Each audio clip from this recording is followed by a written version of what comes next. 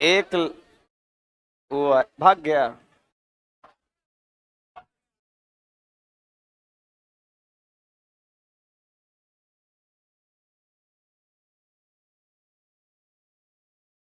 भाग गया ना।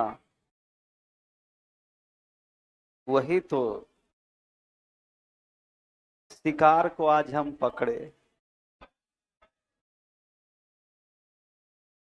चल भाई शुरू करते हैं।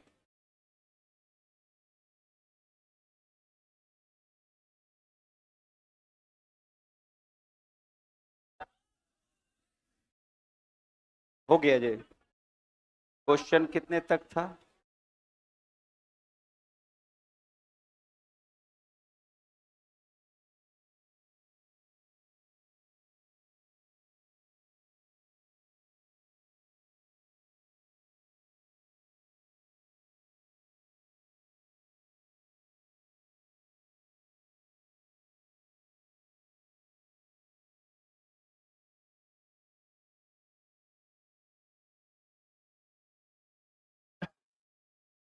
चलिए 130 देखेंगे आप लोग। 130।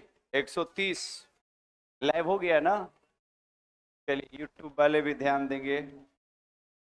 सवाल है भाई कि कावेरी, ध्यान देंगे आप लोग, कावेरी की उत्पत्ति कहाँ से होती? हमने कई बार बताया है, कावेरी की जो उत्पत्ति होती है वो ब्रह्मगिरी पहाड़ी से होती है। कहाँ से होती है? और ये पहाड़ी कर्नाटक में है। कहाँ पे है? तो कर्नाटक में ब्रह्मगिरी पहाड़ी से कौन निकलती है? कावेरी। कौन? तो ब्रह्मगिरी पहाड़ी कर्नाटक से कावेरी की उत्पत्ति होती है और ये नदी गिर जाती है बंगाल की खाड़ी में। कहाँ पे? बंगाल की खाड़ी में गिरती है। कौन नदी बताइए? कावेरी। ये नदी दो राज्यों में इसका अपवाह है, दो राज्यों में बहती है, इसलिए कर दो राज्यों के बीच जल विवाद भी है, कर्नाटक और तमिलनाडु। कर्नाटक और, तो कर्नाटक और तमिलनाडु के बीच जल विवाद किस नदी को लेकर है?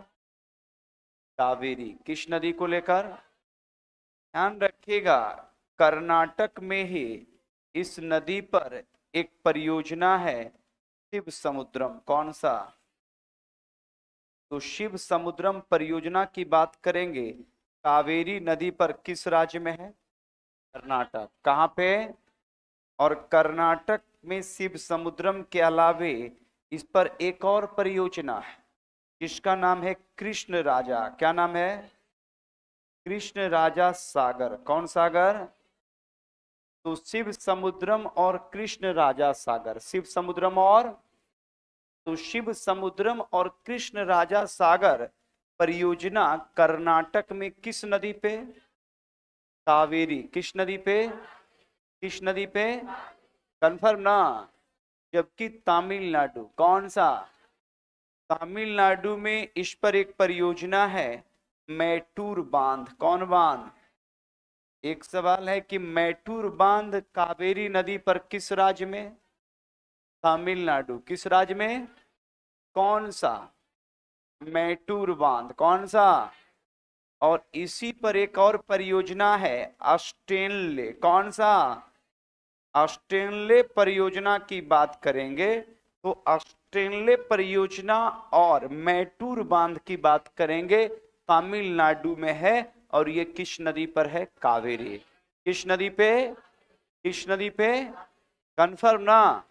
कितने राज्य में बहती है? दो, कर्नाटक और, तो सीधा की दक्षिण की महत्वपूर्ण नदियां, कावेरी का बहाव या अपवाह दो राज्य में है, कर्नाटक और तमिलनाडु में।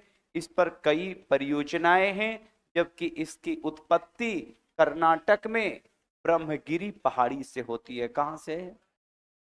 तो कर्नाटक के ब्रह्मगिरी पहाड़ी से कौन निकली है? कावेरी। कौन भाई? कन्फर्म ना? कल हमने कावेरी की कई सहायक नदी के बारे में मैंने आपको बताया था। इसमें सदैव ध्यान रखेंगे जो एग्जाम में पूछा जाएगा, इसमें हमने आपको बता दिया था। सबसे पहला इसकी सहायक नदी है अमरावती। कौन? अमरावती के बाद है हेमावती। कौन? हेमावती के बाद बताइए तो अर्कावती। कौन? अर्कावती। कौन बते?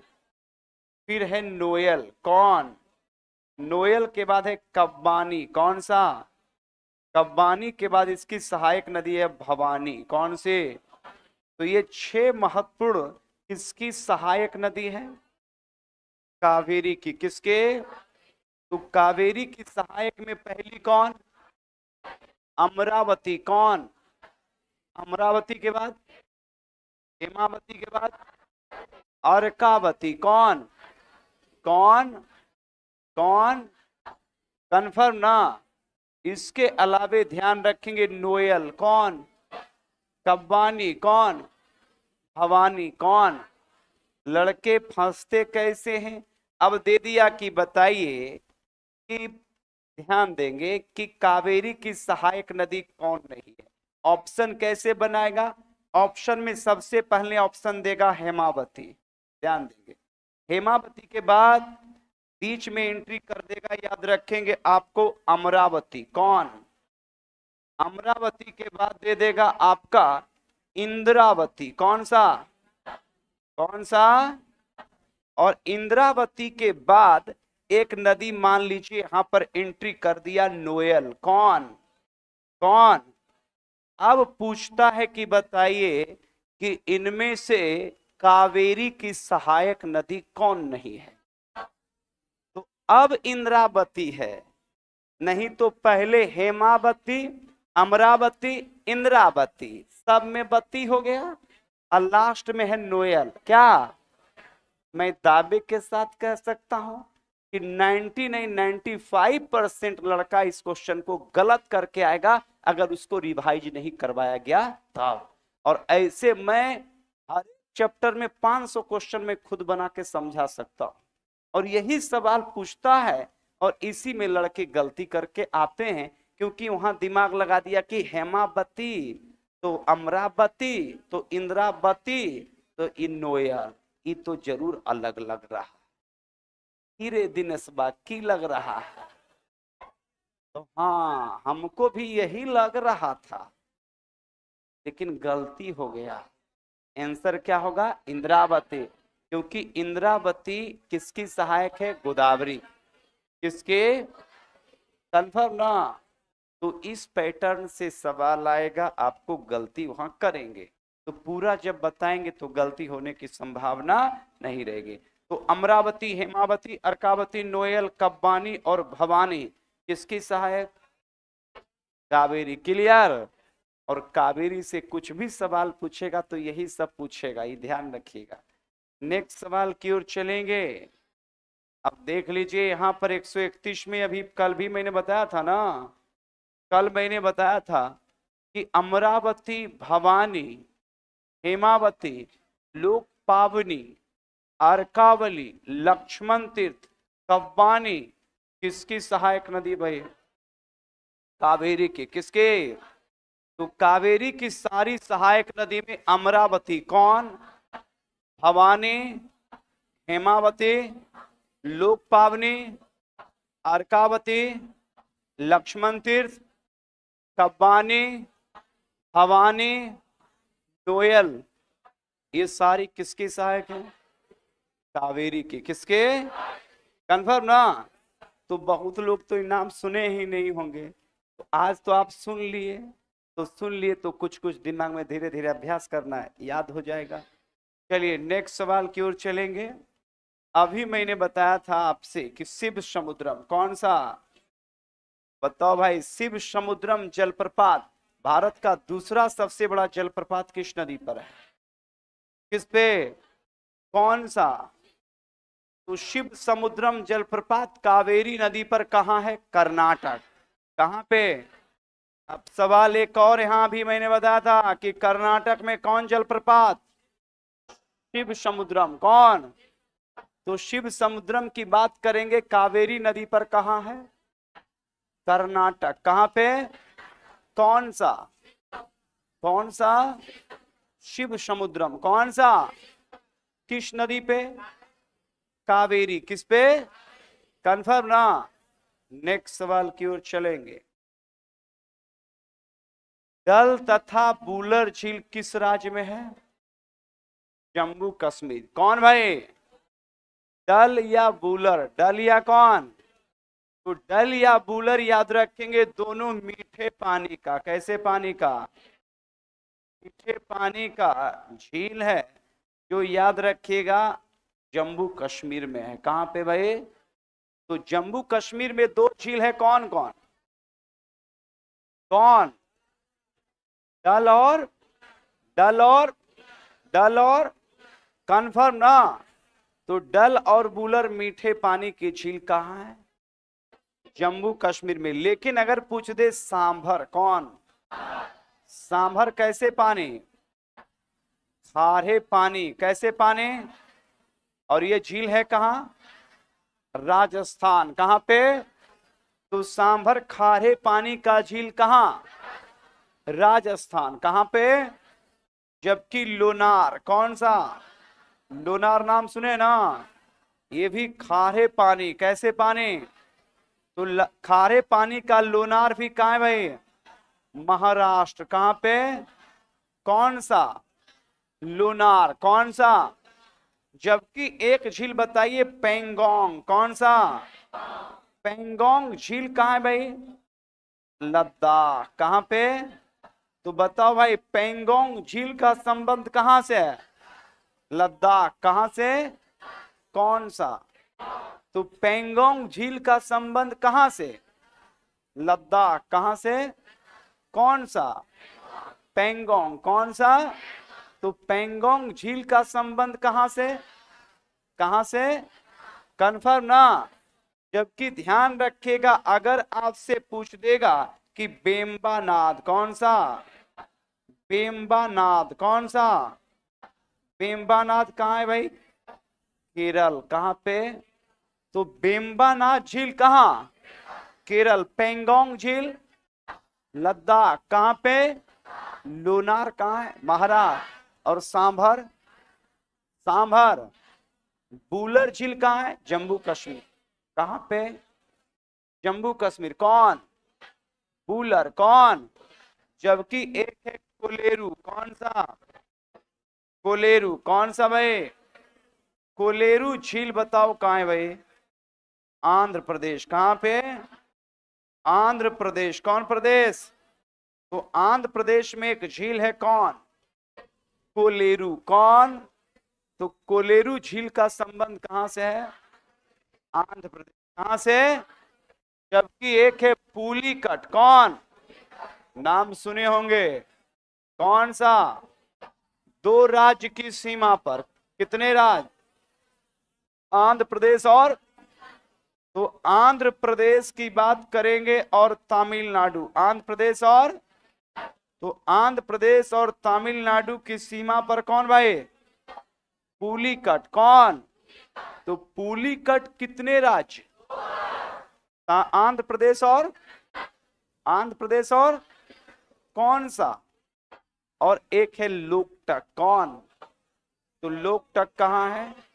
मणिपुर। कहां पे? कन्फर्म ना? तो लगभग तो आपको बता ही दिए है ना। अब बताइए, सवाल तो आपके पास है। सांभर झील किस राज्य में? किस राज्य में?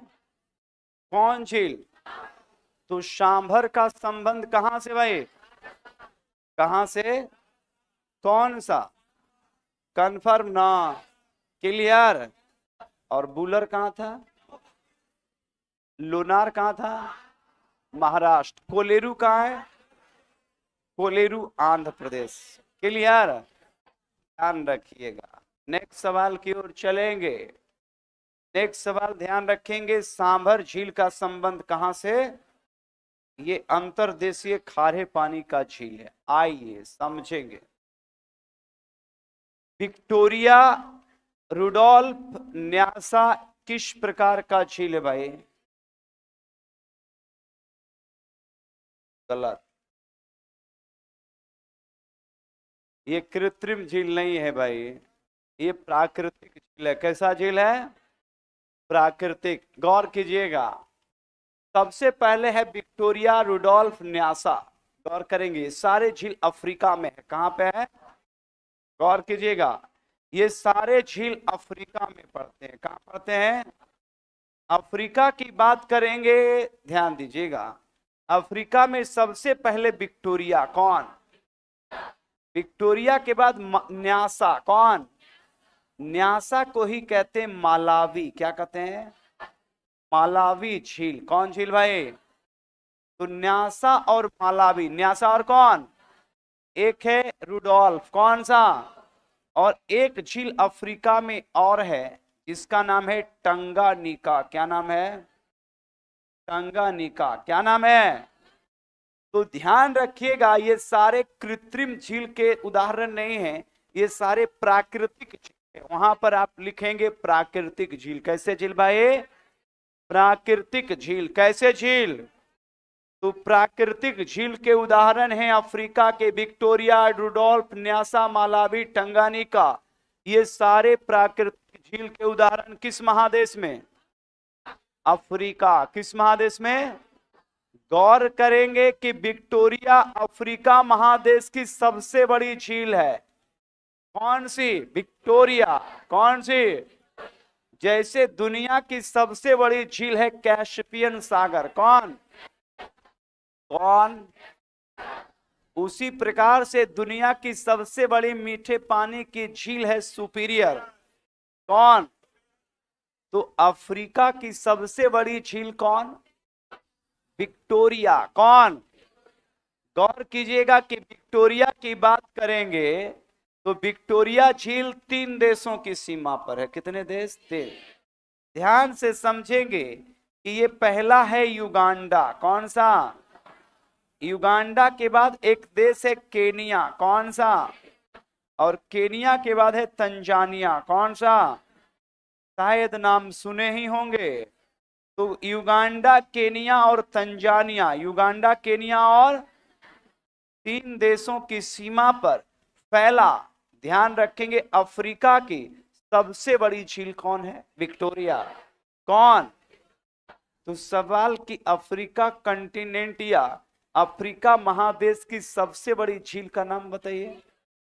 विक्टोरिया। कौन? विक्टोरिया कितने देश की सीमा पे? युगांडा। कौन? Kenya, Tanzania. ये सारे देश कहां हैं? अफ्रीका। कहां पे? अफ्रीका। नाम सुने हैं? जबकि अफ्रीका में कई देश हैं, जैसे मोरक्को। कौन? कौन? अल्जीरिया। कौन? लीबिया। कौन? मिस्र। कौन? इथोपिया। कौन? सूडान। कौन? केनिया। कौन? तंजानिया। कौन? मोजाम्बिक। कौन? उसके बाद युगांडा। कौन? बुरुंडी। कौन? रवांडा। कौन? कौन? अफ्रीका। कौन? अफ्रीका एक महादेश भी है और दक्षिण अफ्रीका एक, और वहीं पर है नामीबिया। कौन? कांगो। कौन? कौन? ये सारे कुछ देश याद रखेंगे अफ्रीका के हैं। और अफ्रीका में 3 देशों की सीमा पर अफ्रीका की सबसे बड़ी झील है विक्टोरिया। कौन? इसी विक्टोरिया से अफ्रीका की सबसे लंबी नदी की उत्पत्ति होती है, नील। कौन नदी? बताओ। तो बताओ, दुनिया की सबसे लंबी नदी कौन? नील। किस महादेश में? प्रश्न की दुनिया की सबसे लंबी नदी कौन? और नील कहां बहती है? और नील की उत्पत्ति कहां से? कहां से? विक्टोरिया झील से निकलती है। कौन? और नील नदी भूमध्य सागर में मिस्र के पास, याद रखेंगे, मिस्र के पास नील नदी गिर जाती है भूमध्य सागर में। कहां गिर जाती है? तो सीधा सवाल कि दुनिया की सबसे लंबी नदी नील गिरती कहां है? भूमध्य सागर में। कहां पे? और निकलती कहां है? कौन सी नदी? नील। कौन? किस महादेश में? अफ्रीका। किस महादेश में? तो स्पष्ट रूप से याद रखिएगा कि विक्टोरिया हो, टंगानिका हो, न्यासा हो, रुडोल्फ हो, ये सारे झील किस महादेश में है? अफ्रीका। किस महादेश में? अफ्रीका। ध्यान रखिएगा। नेक्स्ट सवाल।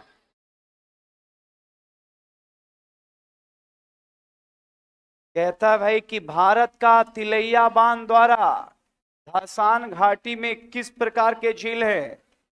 कृत्रिम। कैसे झील? ये सही है। देखिए झील दो प्रकार के होते हैं। कितने प्रकार के? एक प्राकृतिक और दूसरा कौन? कृत्रिम। प्राकृतिक और याद रखेंगे तिलैया बांध। कौन बांध? झारखंड में तिलैया बांध प्यारे बराकर। किस नदी पे? बराकर नदी पर। किस नदी पर? और सबको पता है कि बराकर जो है दामोदर की सहायक है। किसकी सहायक है? तो दामोदर की सहायक की अगर बात करेंगे, दामोदर की सहायक नदी कौन है? बराकर। और झारखंड में तिलैया बांध याद रखेंगे किस नदी पर है? बराकर। किस नदी पे? और तिलैया बांध द्वारा जो झील बनेगा वो तिलैया झील, वो कृत्रिम झील का उदाहरण है। कैसे झील का? जैसे कुछ कृत्रिम झील के उदाहरण हैं भारत में, जैसे याद रखिए सबसे पहला गोविंद सागर। कौन? नाम सुने ना? गोविंद सागर जो डैम है वो किस नदी पर है? सतलज पे। किस पे? तो बताओ भाई गोविंद सागर डैम जो है किस नदी पे है? सतलज। किस पे? कौन सागर? तो गोविंद सागर जो डैम है वो सतलज नदी पर है, हिमाचल प्रदेश में। उसी प्रकार से ध्यान रखिएगा कि गोविंद सागर के बाद एक है गांधी सागर। कौन? नाम सुने होंगे। ये गांधी सागर डैम मध्य प्रदेश में है, चंबल नदी पर। किस नदी पर? किस नदी पर? किस नदी पे? ये सारे के सारे कृत्रिम झील के उदाहरण है। कैसे झील के? जैसे एक सुने होंगे सरदार सरोवर। कौन? बताओ भाई सरदार सरोवर जो याद रखेंगे झील है, वो याद रखेंगे गुजरात में किस नदी पर है? नर्मदा। किस नदी पे? सारे भी आई हैं, ध्यान रखिएगा। गोविंद सागर। कौन? गोविंद सागर सतलज नदी। कौन नदी? गोविंद सागर किस नदी पे? सतलज। किस पे? कौन सागर? गोविंद सागर। कौन सागर? फिर है गांधी सागर। कौन?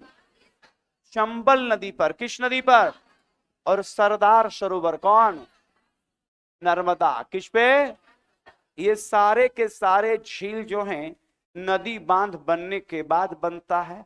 इसका मुख्य उद्देश्य नहर निकाल के सिंचाई करना, बिजली तैयार करना, बाढ़ नियंत्रण के लिए इस तरह के डैम और झील बना दिए जाते हैं, जो कि किसी भी देश के विकास और डेवलपमेंट में बहुत बड़ा योगदान होता है। तो गोविंद सागर, गांधी सागर, सरदार सरोवर, गोविंद सागर, गांधी सागर, सरदार सरोवर, ये सारे के सारे परियोजना अलग अलग नदी पर हैं, जो एक कृत्रिम झील का उदाहरण है। कैसे झील का?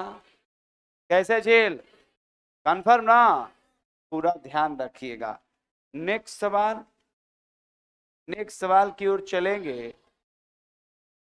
कहता है भाई कि बेगूसराय का कांवर झील किस प्रकार का झील का उदाहरण है? गोखुर झील। कौन झील? बेगूसराय का कांवर झील। कैसे झील का?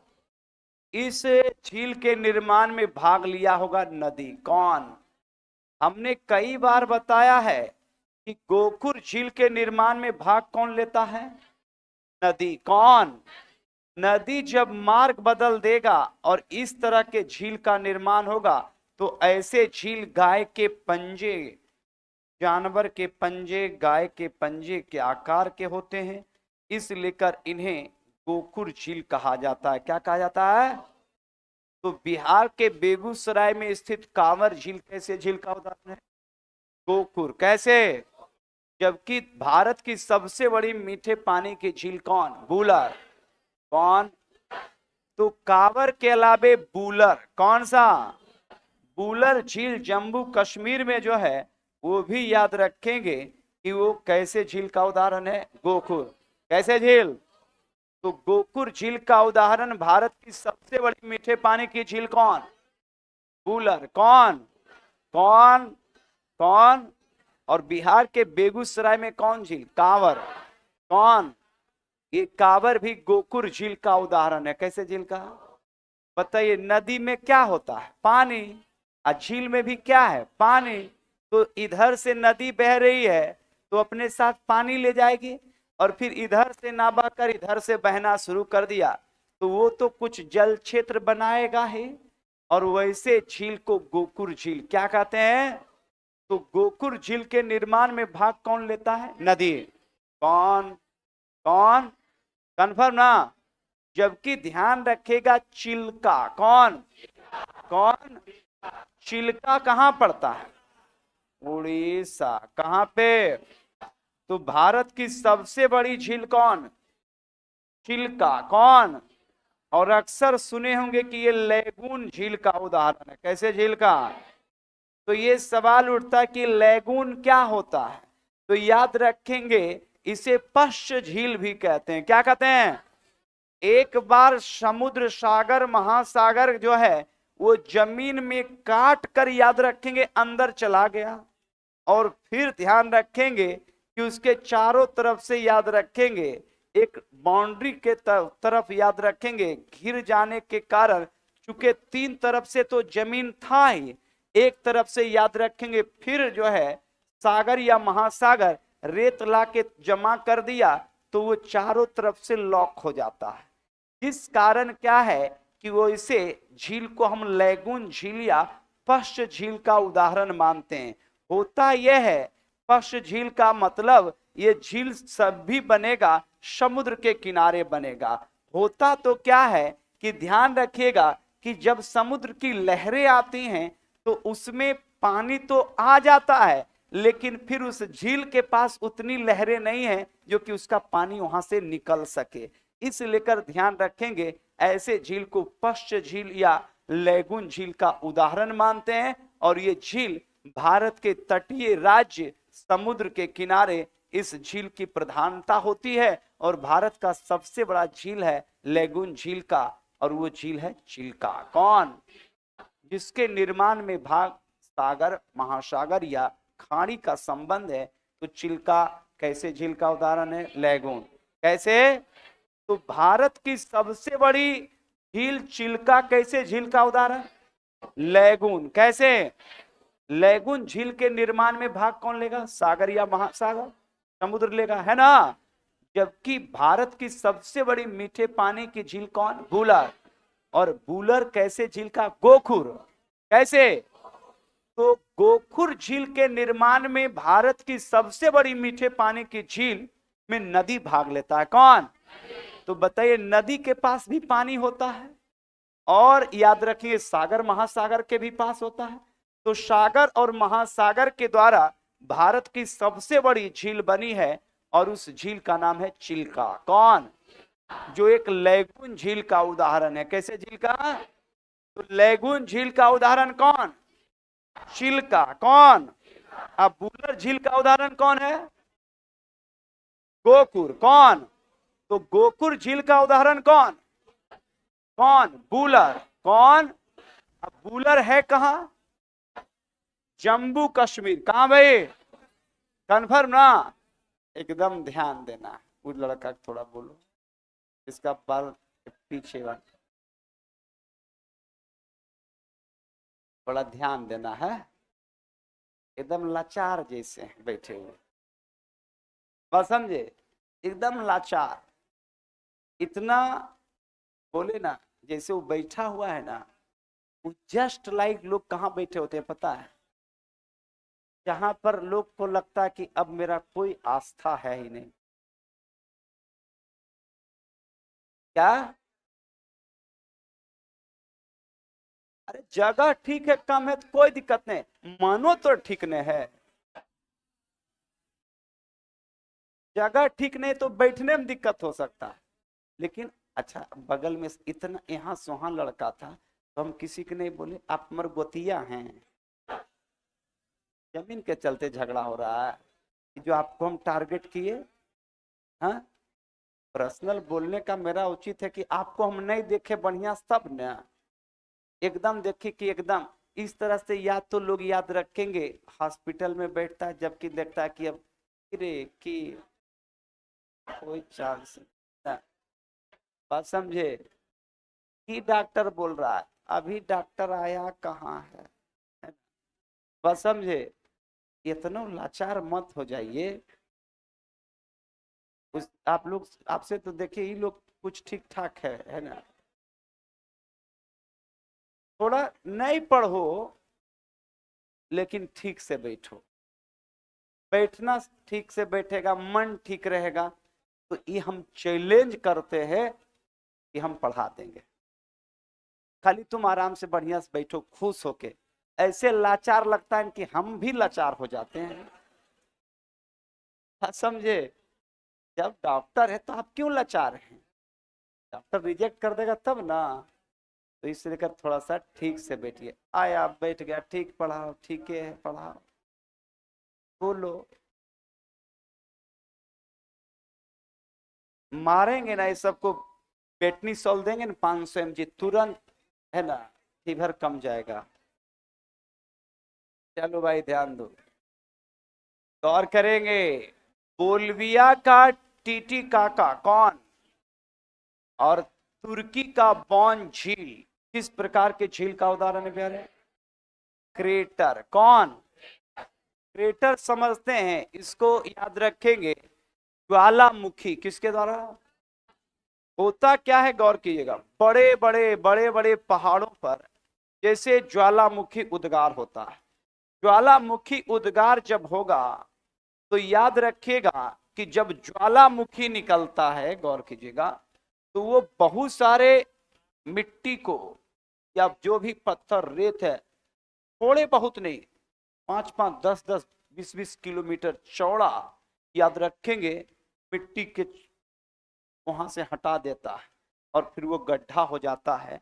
और इस तरीके से याद रखेंगे एक झील का निर्माण होगा, और ये झील का नाम होगा, याद रखेंगे, क्रेटर। कौन?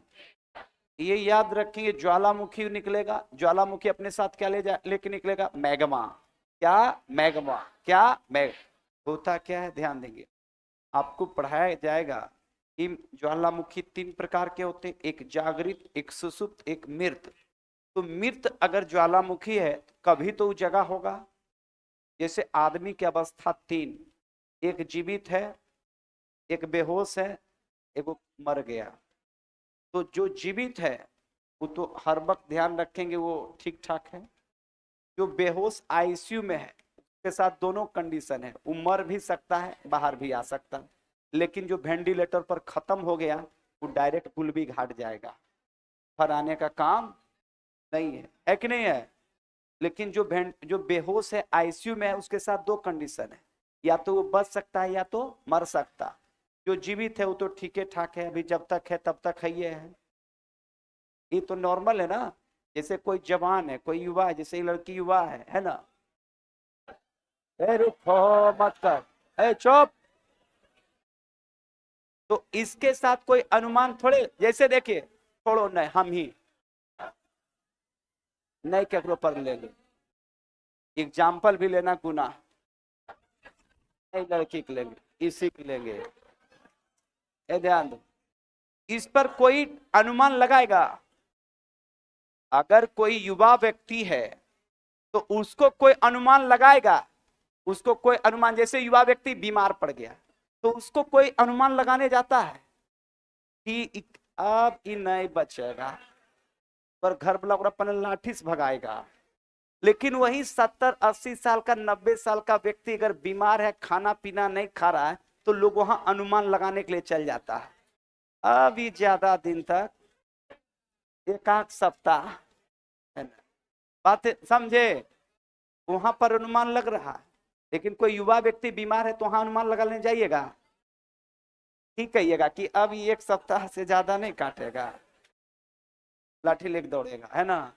तो वही बात है, ध्यान रखिएगा, यही बात ध्यान रखिएगा कि क्रेटर झील जो है वो उल्का पिंड, ये सॉरी क्रेटर झील जो है वो ज्वालामुखी उद्गार, कौन उद्गार से, भाई ध्यान देना है। तो ज्वालामुखी उद्गार में गड्ढा हो जाता है, और जो मृत ज्वालामुखी है वो क्या है कि अपने साथ मैग्मा पूरा निकाल दिया, और कुछ मैग्मा उसके अंदर ही जम गया, बिल्कुल ब्लॉक हो गया। अब उस गड्ढा जो बना, हॉल जो बना, वही एक झील बन गया। क्या बन गया, झील। तो ज्वालामुखी उद्गार से जो गड्ढा बनेगा और उसमें जब पानी स्टोर होगा तो वो इसे झील, याद रखेंगे क्रेटर झील या ज्वालामुखी झील के उदाहरण कहलाते हैं। जिसमें बोल्बिया, कौन सा, बोल्बिया में कौन सा, टीटीकाका, कौन सा, ध्यान रखिएगा। टीटीकाका से कई सवाल यहां पर आपके बनेंगे।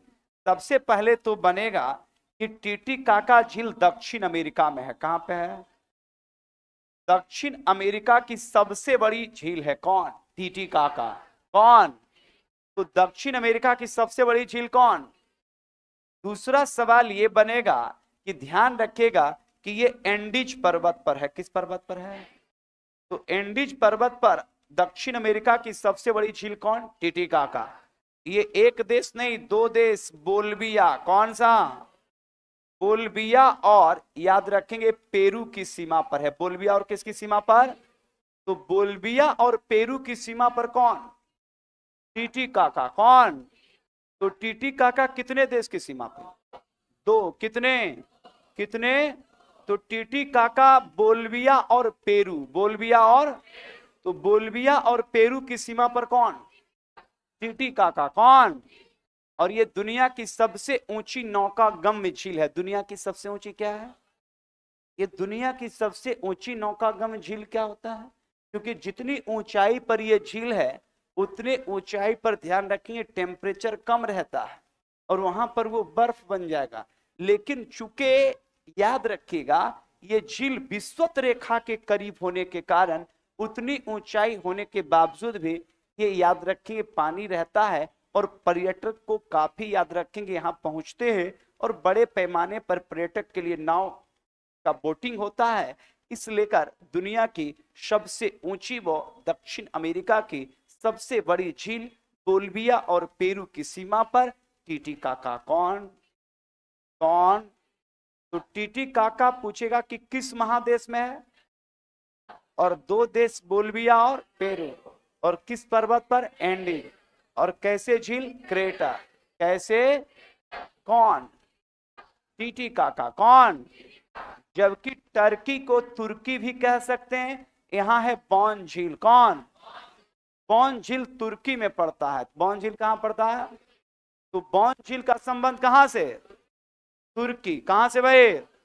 जबकि एक दुनिया का सबसे लवणता वाला झील आप सुने होंगे मृत सागर, कौन, जिसे डेथ सी भी कहते हैं, क्या कहते हैं, तो मृत सागर या डेथ सी याद रखेंगे दो देश की सीमा पर है। इजराइल, कौन सा, कौन सा, इजराइल और जॉर्डन, इजराइल और कौन भाई, तो बताओ इजराइल और जॉर्डन के सीमा पर दुनिया के सबसे अधिक लवणता वाला झील को क्या कहते हैं, मृत सागर, कौन सागर, तो मृत सागर किन दो देश की सीमा पर है, इजराइल और, तो इजराइल और जॉर्डन की सीमा पर कौन है भाई, मृत सागर, कौन, तो मृत सागर कितने देश की सीमा, कितने, कितने, कितने, कौन कौन, इजराइल और, इजराइल और, इजराइल।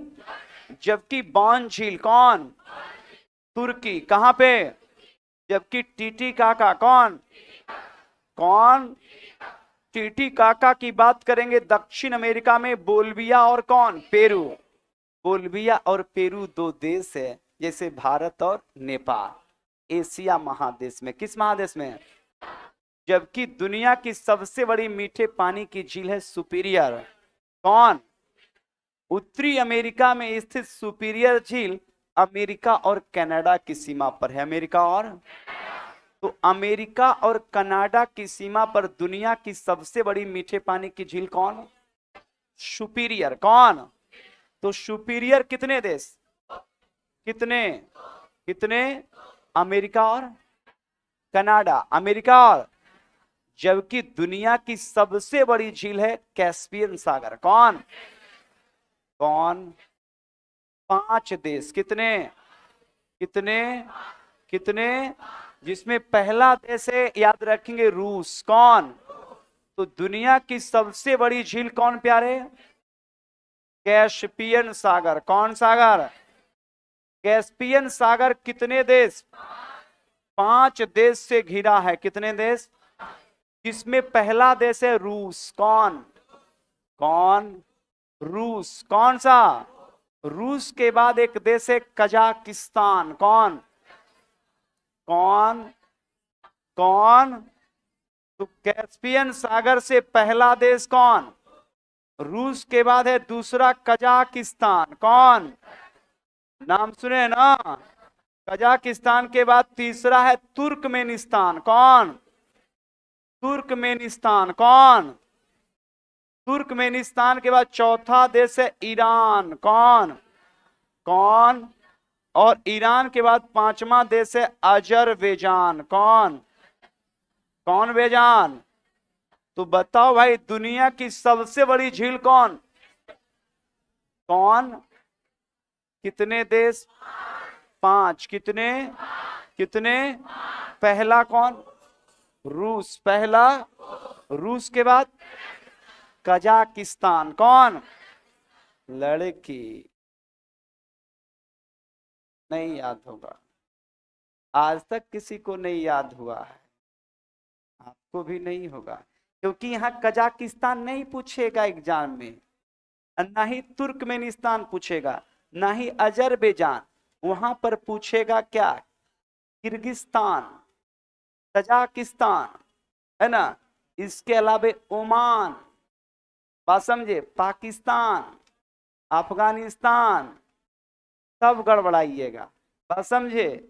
इस लेकर पहले ध्यान दीजिए, आज तक नहीं किसी का हुआ है तो आपका क्या होगा याद, है ना, बात समझी। हाँ, इसलिए क्योंकि हमको पता है, बात समझ गए ना। हाँ, अरे स्लाइन में भी पानी होता है, गिलास में भी पानी होता है। अब बोले कि डॉक्टर साहब आप जो है सलाइन सुई दे रहे हैं, लाइन डायरेक्ट हम बोतलें में पी जाते हैं, बात समझ रहे हैं। उस सलाइन में जो पानी रहता है उसमें ग्लूकोज वगैरह ये वो करके उस सलाइन करके दिया जाता है ताकि आपको थोड़ा रिलैक्स फील हो, डायरेक्ट, है ना। तो आपको हम प्रोसेस से पढ़ा रहे हैं। देखिए, सलाइन से जो वाटर जाता है ग्लूकोज, वो डायरेक्ट ब्लड में जाएगा, डायरेक्ट ब्लड से ग्लूकोज सीधा चला जाता है माइटोकॉन्ड्रिया में, डायरेक्ट। जैसी सलाइन हुआ 10 मिनट के बाद कि कैसन मन लग रहा है, बहुत बढ़िया, हल्का लग रहा है। और गिलास से पानी पीजिएगा उल्टी हो जाएगा, फिर बॉडी डिहाइड्रेट होगा। तो जब हम सलाइन लगाए हुए हैं तब आप जो है पानी, भाई हम भी थोड़ा, है ना। तो कैस्पियन सागर कितने? 5। कितने? क्लियर? रूस। कौन? Kazakhstan, Turkmenistan, Iran, Azerbaijan. Clear ना। यूट्यूब वाले कमांडो बताएंगे कि याद रखेंगे दुनिया की सबसे बड़ी झील कैस्पियन सागर कितने देश से घिरी हुई है। चलिए, यूट्यूब वाले सारे कमेंट करेंगे, फटाफट कमेंट कीजिए प्यारे, ध्यान दो। भारत का लोनार झील किस प्रकार के झील का उदाहरण है भाई? किस प्रकार के? किसका? क्रेटर झील का उदाहरण है। कौन? लोनार। कौन? तो बताइए, क्रेटर झील का उदाहरण कौन है? लोनार। कौन भाई? और लोनार कहां है प्यारे? महाराष्ट्र। अभी बताए थे कि लोनार का संबंध कहां से है? महाराष्ट्र। कहां से? किसका संबंध? तो लोनार का संबंध कहां से है? और ये क्रेटर या ज्वालामुखी, क्रेटर या तो क्रेटर या ज्वालामुखी का उदाहरण कौन है? लोनार। कौन? कंफर्म ना। आगे देखो आ गया है, इसको तो हम पूरा समझाएंगे। चिल्का एक एवं पुलिकट किस प्रकार का झील है भाई? लैगून। किस प्रकार का? हमने आपसे कई बार बताया है कि लैगून जिसे पश्च झील भी कहते हैं, लैगून को क्या बोलते हैं? पश्च झील, याद रखिएगा। देखिए अभी आ गया है एक सवाल, और इसमें है चिल्का। कौन? और चिल्का के बाद कौन था? कौन? पुलिकट। देख भाई, सबसे पहले चिल्का। कौन सा? चिल्का की बात करेंगे तो चिल्का में मुख्य रूप से याद रखेगा कि चिल्का में क्या है, तो ये स्पष्ट रूप से ध्यान रखेंगे चिल्का का निर्माण कैसे हुआ है और लैगून क्या है। देखिए क्या है, ये बंगाल की खाड़ी की लहरें हैं। लगातार ये लहरें इस मिट्टी को यहां से हटाया होगा। अब ये मिट्टी को हटा के ये समुद्री जल प्रवेश कर गया इधर, समुद्री जल प्रवेश कर गया। अब इधर भी मिट्टी है, इधर भी स्थल है, इधर भी स्थल है। अब ये लहरें क्या की होगी कि इस एरिया में रेत लाके जमा किया होगा। इससे एक याद रखेंगे, एक घेरा इधर भी पड़ गया, एक घेरा इधर भी पड़ गया। चापेकल वाली प्रोसेस है। चापाकल में जैसे ही पानी खींचते हैं, वाशर ऊपर आता है, पानी ऊपर आ जाता है, और जैसे ही हैंडल करते हैं वाशर नीचे चला जाता है। तो ऊपर का पानी नीचे कभी नहीं जाएगा, जो चापेकल के ऊपर में आ गया है, लेकिन नीचे वाला पानी हर एक हैंडल में आएगा। बात समझ रहे हैं? चापेकल का पानी हर एक हैंडल में, याद रखेंगे, नीचे से भल्व के कहां जाएगा? ऊपर। लेकिन जो ऊपर पानी आ गया वो नीचे, कभी देखते हुए कि वो बल्ब खराब हो जाता है तो पानी नीचे चल जाता है।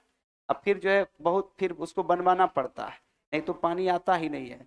तो होता क्या है कि जब ये घेरा पड़ गया है, तो घेरा एक याद रखिए बाउंड्री के तरफ। तो अब क्या होता है कि ये समुद्री लहरें, गौर कीजिएगा, समुद्री लहरें जब आती हैं तेजी से, तो इसमें पानी तो अंदर चला जाएगा, लेकिन क्या इसमें जो पानी है, क्या उसमें उतनी ताकत या लहरें हैं जो कि फिर से निकल जाए? निकलेगा? जैसे ध्यान रखेंगे ये पानी है ना, हॉर्स लगाना।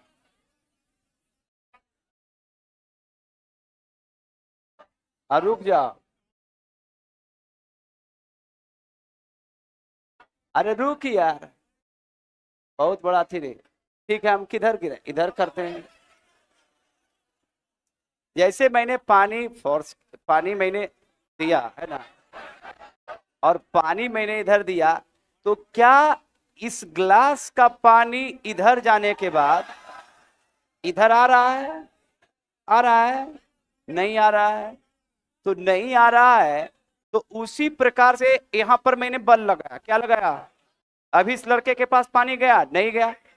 गया ना? तो क्या उधर से पानी आ रहा है? नहीं ना। तो ध्यान रखिएगा, ये समुद्र की लहरें के द्वारा इस झील में पानी तो प्रवेश कर जाता है, लेकिन क्या इधर से पानी आएगा? नहीं आएगा। तो ध्यान रखेंगे कि यहां पर ऐसे झील को पश्चिमो लैगून, पश्चिमो क्या बोलते हैं? पश्चिमो, पश्चिमो, कन्फर्म ना? तो याद रखेंगे भारत की सबसे बड़ी झील कौन? चिल्का। कौन? जो एक लैगून झील का उदाहरण है। कैसे झील का? तो बताओ, लैगून झील का उदाहरण में चिल्का कौन, और एक है पुलिकट। कौन? अभी मैंने बताया था कि पुलिकट दो राज्य, कितने राज्य? आंध्र प्रदेश और तमिलनाडु। आंध्र प्रदेश और, तो आंध्र प्रदेश और तमिलनाडु की सीमा पर कौन? पुलिकट। कौन? और ये दोनों लैगून, कैसे? कैसे? तो लैगून झील के उदाहरण में याद रखेंगे जो समुद्र, सागर, महासागर और खाड़ी के पास होंगे, और सदैव इसके पानी कैसे होंगे? खारे। तो ये दोनों झील कैसे पानी के झील हैं? खारे। कैसे पानी? कौन कौन? चिल्का और पुलिकट। चिल्का और, तो चिल्का और पुलिकट याद रखेंगे, खारे वो लैगून झील का उदाहरण है। क्लियर? चलिए आज का सेशन आपका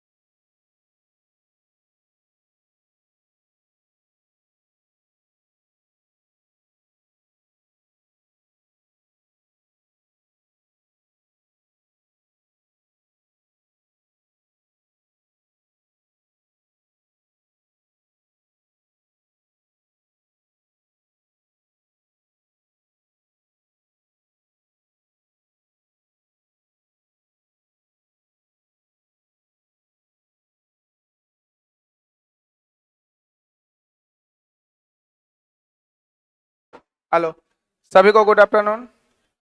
बैठ जाइए सब लोग। स्टार्ट किया जाए। कहाँ तक पढ़े थे हम लोग?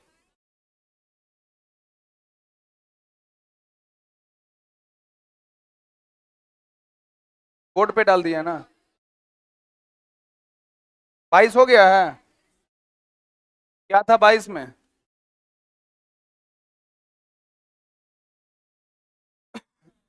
हरित क्रांति की शुरुआत हो गया है ना? हरित क्रांति की शुरुआत जो है, फादर ऑफ ग्रीन रेवोल्यूशन किसको कहते हैं? भारत में अगर पूछेगा तो MS स्वामीनाथन। विश्व में पूछेगा तो नॉर्मन बोरलॉग।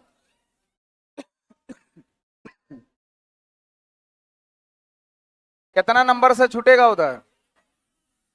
हम थोड़े कुछ बोलेंगे। वो बेंच गिरा तो ऊ आ कर रहे हैं, देखिए सीधा 1 नंबर। अगर आपसे पूछेगा श्वेत क्रांति का संबंध किससे है? दूध से। भूरी क्रांति का?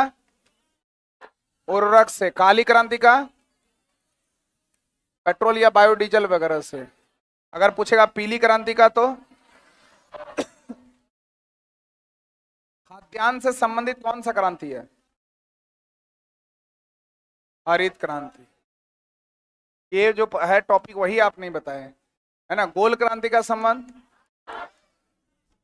गुलाबी क्रांति।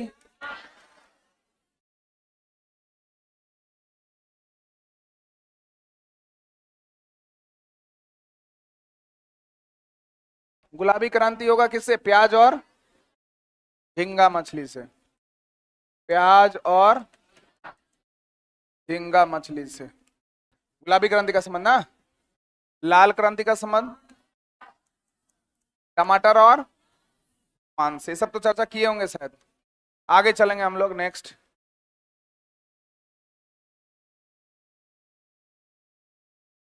अल्सास लॉरेन का क्षेत्र वर्साय संधि के तहत किस देश को दे दिया गया था? किसको दिया गया था ये?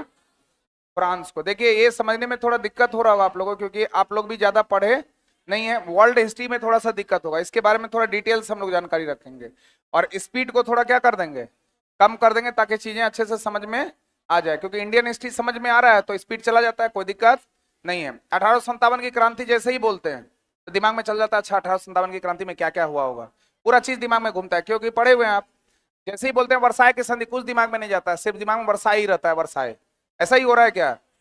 इसका मतलब है कि उसका बेस जो है वो आप पढ़े नहीं है। तो पहले हम लोग उतना फास्ट नहीं करेंगे, उसको क्या कर देंगे, स्लो कर देंगे। एक एक पॉइंट हो सकता है आपके दिमाग में वो चीज एंट्री नहीं कर पा रहा है अच्छे से। तो देखिए सबसे पहले जो वर्साय की संधि हुई थी, वर्साय की संधि के बारे में एक टॉपिक को क्लियर कर लीजिए। यहां से पूरा दिमाग में एकदम हो जाना चाहिए कि वर्साय की संधि का क्या योजना था, क्या पर्पस था, उसका रिजल्ट क्या हुआ, कैसे कैसे ये काम किया। प्रथम विश्व युद्ध कब हुआ था? 1914 से 1918। तो फर्स्ट वर्ल्ड वॉर हुआ था 1914 से लेकर 18। तो पूछेगा पहले विश्व युद्ध की शुरुआत कब हुई? 1914 को। पहले विश्व युद्ध की समाप्ति कब हुई? 1918 को। सेकेंड वर्ल्ड वॉर हुआ था 1939 से 45। तो पूछेगा पहला विश्व युद्ध की शुरुआत कब हुई? 1939। पहले विश्व युद्ध की समाप्ति कब हो गई? 1945। तो जो पहला विश्व युद्ध था 1914 से 1918। तो वर्साय की संधि प्रथम विश्व युद्ध के बाद, यानी प्रथम विश्व युद्ध कब? 1900। और प्रथम विश्व युद्ध के बाद बोल रहा है, मतलब कितने बाद? 1918 के बाद। 1919 भी हो सकता है, 20 भी हो सकता है, 21 भी हो सकता है, 22 भी हो सकता है, जब भी हो, लेकिन 1918 के बाद।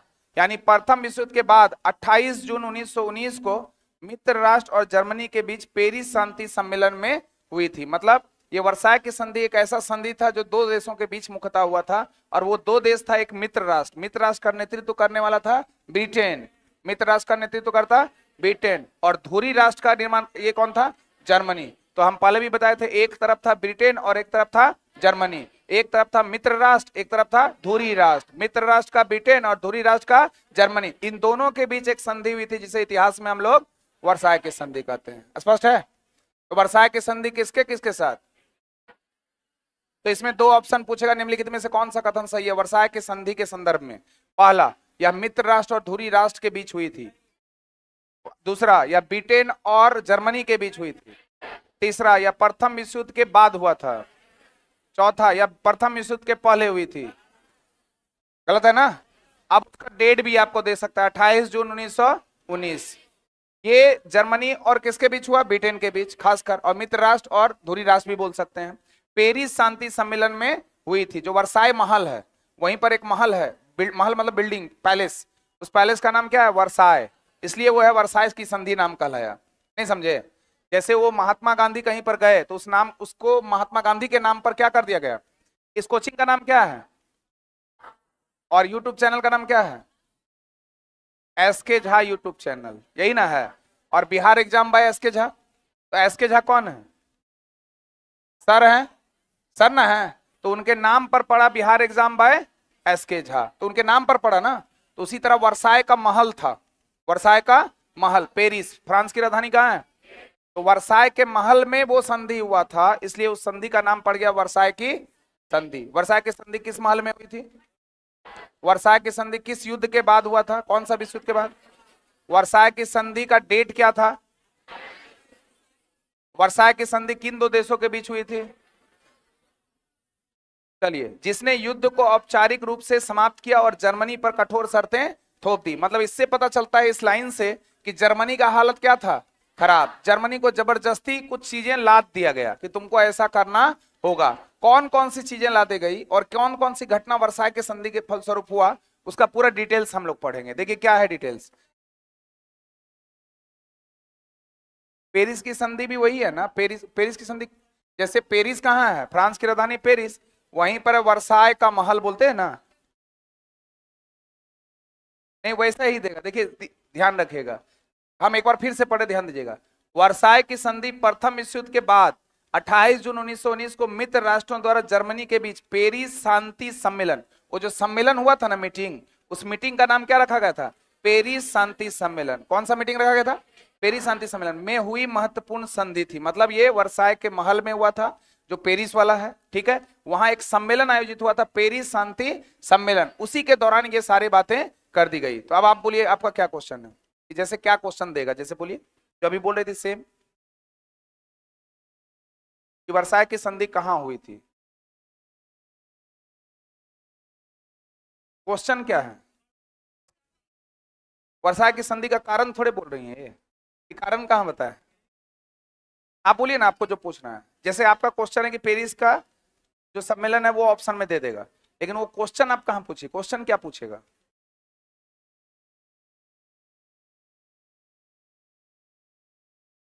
तो अगर संधि पूछेगा तो वर्साई की संधि, संधि का नाम ही क्या है?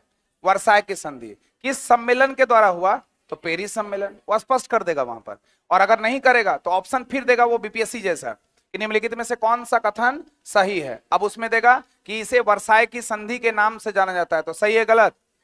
दूसरा देगा, यह पेरिस शांति सम्मेलन का समझौता था, सही गलत? उस तरह का क्वेश्चन पूछ सकता है, ठीक है ना। चलिए, अब ये जो देखिए अभी खत्म नहीं हुआ है। अब इसमें जो कुछ क्षेत्र जो थे वो दूसरे को प्रदान कर दिए गए। जो बोले ना, अभी जर्मनी के ऊपर लोड थोप दिया गया कि अब आपको काम करना है। इसी संधि के तहत जर्मनी को अपनी कुछ भूमि पड़ोसी देशों को क्या करनी पड़ी? देनी पड़ी। मतलब ये जो वर्साई की संधि हुई, इस संधि के फलस्वरूप जर्मनी का हालत क्या हो गया? खराब, क्योंकि जर्मनी का कुछ हिस्सा, जमीन का हिस्सा दूसरे देशों को क्या करना पड़ा? देना पड़ा। वो कौन कौन सा हिस्सा है? ध्यान से देखिएगा, वही क्वेश्चन आपका बना हुआ है। जैसे कि अल्सेस लॉरेन, क्या नाम बोले? अब देखिए ये शब्द सुने हैं पहले, फिर समझ में कैसे आएगा? अब कोई तुरंत पूछे, इसमें से 5% लोग सुने होंगे, मैक्स कितने लोग सुने? हाथ से उठाइए। अगर गलत बोलिएगा तो 1 नंबर। अब हाथ उठाइए। देखिए हाथ कम हो गया अब, मतलब हमको गिन के दिख रहा है 1 या 2 3 स्टूडेंट, 4 स्टूडेंट, ऐसे ही दिख रहा है ना। इसका मतलब है कि ये जानकारी आप लोगों तक नहीं है। अगर हम इसके बारे में 10 लाइन बोल देंगे तो आपको लगेगा सर क्या फेंक रहे हैं, पता ही नहीं चल रहा है। चलेगा ना? अगर हम अभी महात्मा गांधी के बारे में बोलने लगेंगे तो समझ में आएगा कि नहीं? इसलिए ये चीज समझ में थोड़ा नहीं आ रहा, इसलिए हम स्पीड को क्या कर दिए हैं? एकदम कम। एक क्वेश्चन एक दिन में पढ़ाएंगे, लेकिन कितना क्वेश्चन? एक क्वेश्चन, उसको अच्छे से क्लियर कर देंगे, तब आपका धीरे धीरे स्टेबल होते चला जाएगा, ठीक है। जैसे वर्साई की संधि थोड़ा बहुत दिमाग में गया, 2 देशों के बीच गया, कहां पर हुआ था गया, कब हुआ पता चला, किस युद्ध के बाद हुआ पता चला। अब ये पूरा बता देंगे तो वर्साई की संधि पूरा दिमाग से क्या हो जाएगा? क्लियर। अब इसमें 1 2 नाम आ रहा है, जैसे क्या बोले? अल्सेस लॉरेन, फिर बोलिए फिर बोलिए, ये पहले किसके क्षेत्र में था? जर्मनी। किसके क्षेत्र में? अब यहां जो वर्साय की संधि हुई, इस संधि के फलस्वरूप जर्मनी का कुछ हिस्सा अलग अलग देशों को उसको देना था। इसको थोप दिया गया कि भैया संधि यही हुआ है कि कुछ जमीन का हिस्सा इसको दो। किसको दो? तो अल्सेस लोरेन वाला जो पार्ट है किसको? किसको? फिर यहां से क्वेश्चन बनेगा कि अल्सेस लोरेन वाला जो पार्ट है वो किसको दिया गया? यूपेन मालमेडी। क्या नाम बोले? यूपेन मालमेडी। फिर बोलिए, फिर बोलिए, फिर बोलिए, यूपेन मालमेडी जो है वो किसको दिया? बेल्जियम को। किसको? किसको? किसको? और पूर्वी जर्मनी का कुछ क्षेत्र जो है किसको दे दिया? किसको? अब देखिए पोलैंड आराम से लग रहा है, पोलैंड ये तो बगल में है। आपके दिमाग में पोलैंड चल रहा होगा, ऑस्ट्रिया चल रहा है, जर्मनी चल रहा है, ब्रिटेन चल रहा है, फ्रांस चल रहा है, बेल्जियम चल रहा है, लेकिन अल्सेस लोरेन नहीं चल रहा है। और ये जो आपका यूपेन मालमेडी नहीं चल रहा है। चल रहा है तो ये सारा पार्ट उसको देना पड़ा। किसको? जर्मनी को। यानी ये सारा पार्ट अल्सेस लोरेन, इसके साथ साथ पूर्वी जर्मनी का कुछ हिस्सा, और जो यूपेन मालमेडी का हिस्सा वो किसका पार्ट हुआ करता था? जर्मनी का। कुछ पार्ट फ्रांस को दिया, कुछ पार्ट बेल्जियम को दिया, और कुछ पार्ट पोलैंड को दिया। तो 3 क्वेश्चन यहां से बन गया। पक्का? तो कॉपी में लिखिए इसको, तीनों पॉइंट को।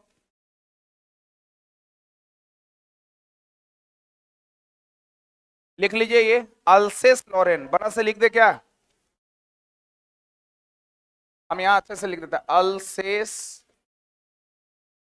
लोरेन। अल्सेस लोरेन। पीछे वाले को दिख रहा है? ये छोटा वाला तो नहीं ना दिख रहा होगा? नहीं, ठीक है, अल्सेस लोरेन।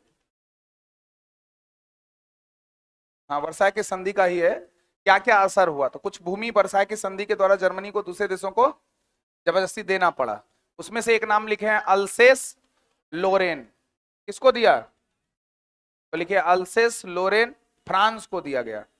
या अगर आप समझ सकते हैं तो डैश देके लिखिए फ्रांस शॉर्ट में, लेकिन लिख लीजिए पूरा, फ्रांस को दिया गया। ठीक। अल्सेस लोरेन कहां था?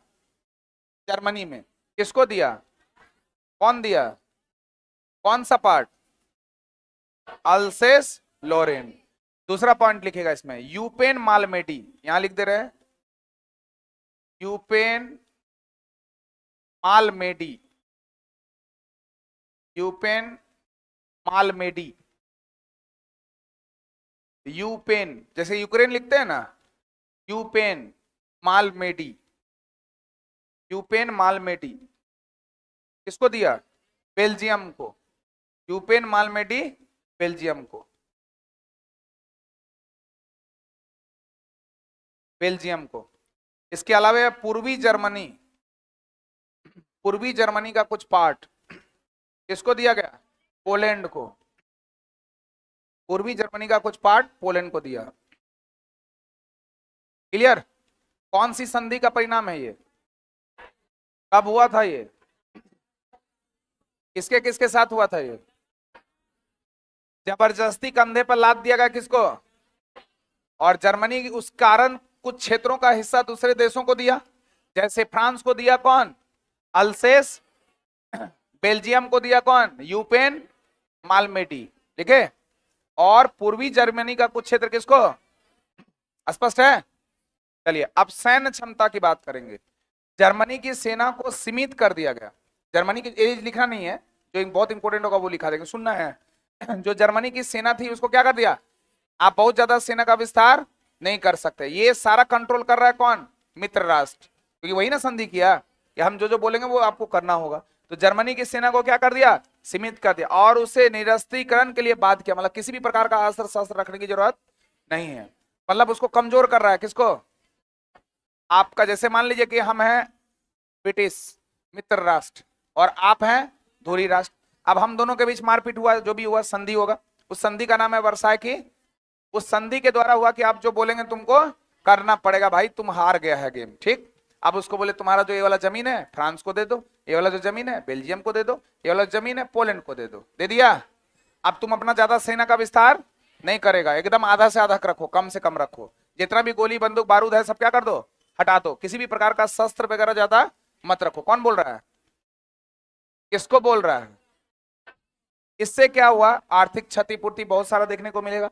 जर्मनी को मित्र राष्ट्रों को भारी युद्ध क्षतिपूर्ति का भुगतान करना पड़ा। मित्र राष्ट्र और धुरी राष्ट्र के बीच जो लड़ाई थी प्रथम विश्व युद्ध में हुआ था ना, तो प्रथम विश्व युद्ध में दोनों तरफ का नुकसान हुआ था। अरे भाई, आपका इधर से जा रहा है स्कूटी और इधर से आ रहा है फॉर्च्यूनर, दोनों टकराएगा, टूटेगा कि नहीं?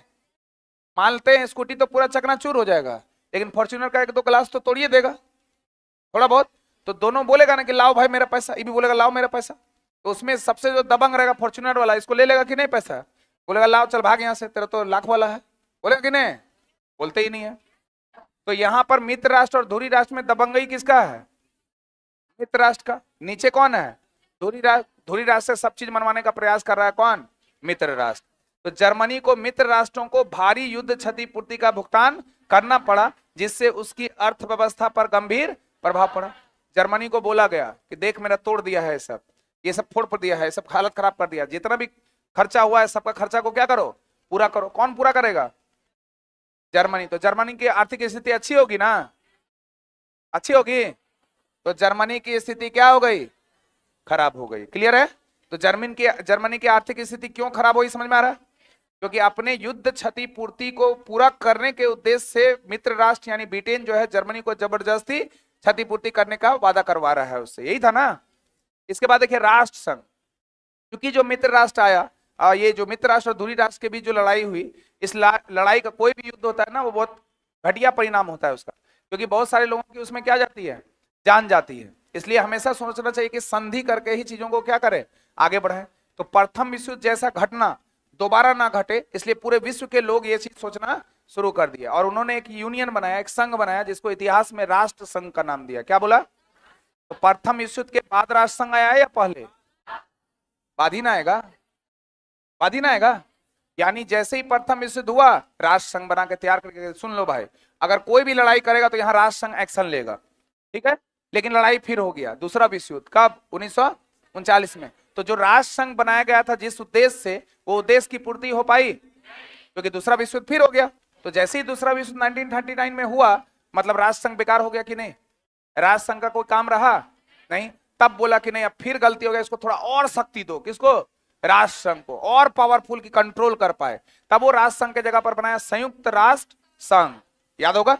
तो फिर पूछेगा संयुक्त राष्ट्र संघ द्वितीय विश्व युद्ध के पहले की बात, राष्ट्र संघ प्रथम विश्व युद्ध के पहले की बात, अभी द्वितीय विश्व युद्ध के बाद तीसरा विश्व युद्ध कब हुआ? कौन बताएंगे? नहीं हुआ। यानी अभी तक सक्सेस है कौन? संयुक्त राष्ट्र संघ। लेकिन जिस दिन विश्व युद्ध फिर होगा, फिर संयुक्त राष्ट्र संघ की जगह पे दूसरा संघ बनेगा, है ना, बोलेगा सुपर डुपर संयुक्त राष्ट्र संघ।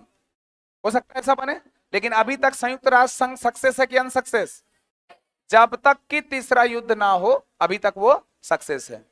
अब देखिए राष्ट्र संघ, संधि में राष्ट्र संघ की स्थापना की, जिसका उद्देश्य अंतरराष्ट्रीय शांति और सुरक्षा को बनाए रखना, कि दोबारा ऐसी गलती ना हो। जैसे आप लोगों को पता होगा 1975 में जब इंदिरा गांधी ने आंतरिक गतिरोध के आधार पर आपातकाल लगाया था, याद है ना, वैसा आपातकाल फिर दोबारा ना लगाया जाए, इसलिए उसमें संविधान संशोधन करके सशस्त्र विद्रोह कर दिया गया।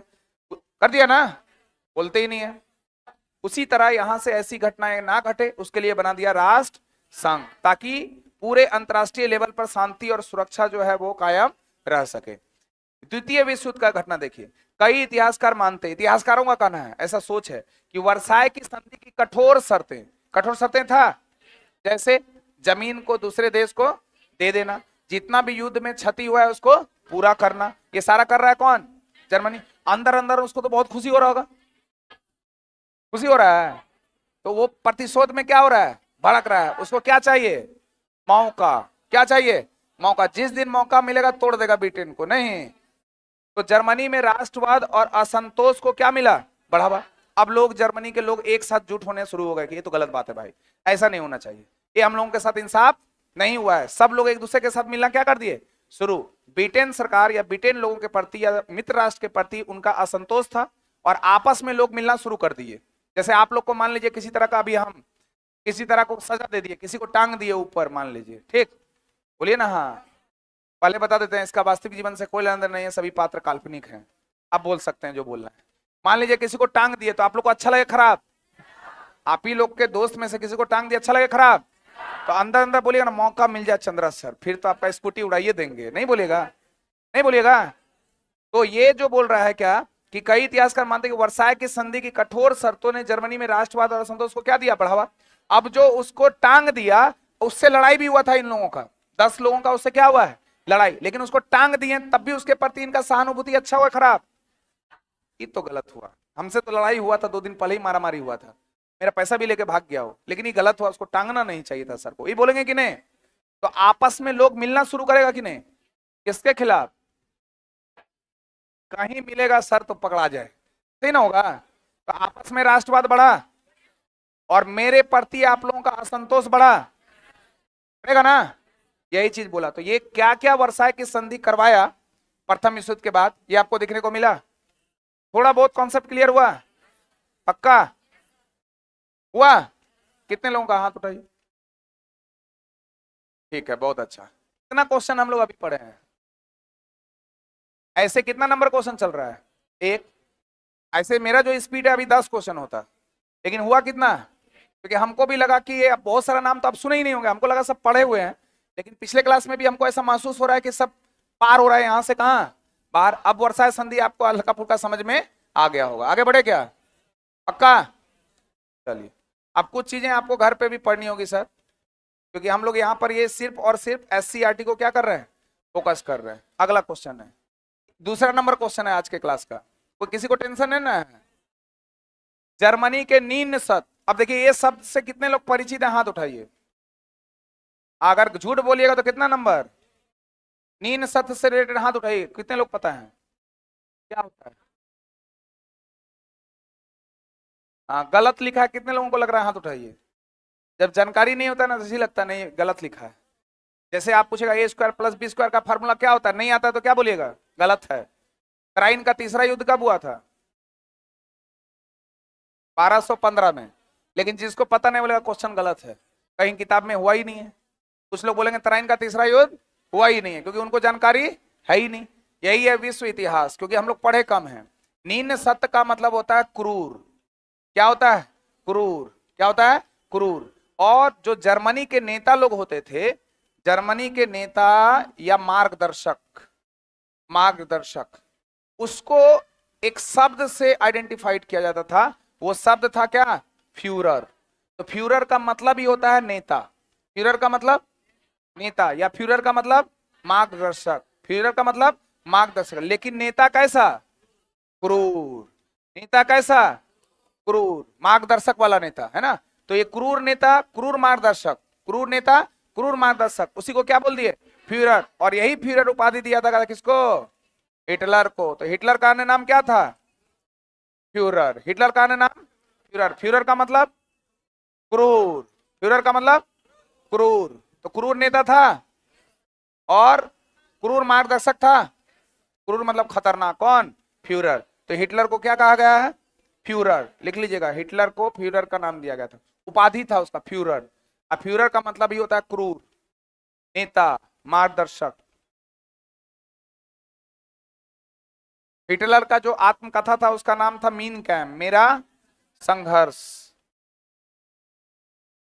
हिटलर था कहां का, जन्म उसका ऑस्ट्रिया का हुआ था, कहां का, ऑस्ट्रिया में, लेकिन वो जर्मनी से काम, जैसे अभी आप बिहार के रहने वाले हैं, लेकिन रेलवे में जॉब हो गया तो मध्य प्रदेश चल जाएगा कि नहीं, तो बोलेंगे जन्म कहां हुआ, बिहार में, लेकिन जॉब कहां कर रहे हैं, मध्य प्रदेश। तो जर्मनी का चांसलर बना कौन, हिटलर, लेकिन जन्म कहां हुआ, ऑस्ट्रिया में। एक और एग्जांपल आपको ले लें, क्रिस्टोफर कोलंबस के बारे में जानते हैं, कितने लोग हाथ उठाइए। 1492 में अमेरिका को खोजा था, वो उसका मूल निवासी कहां का था, इटली का।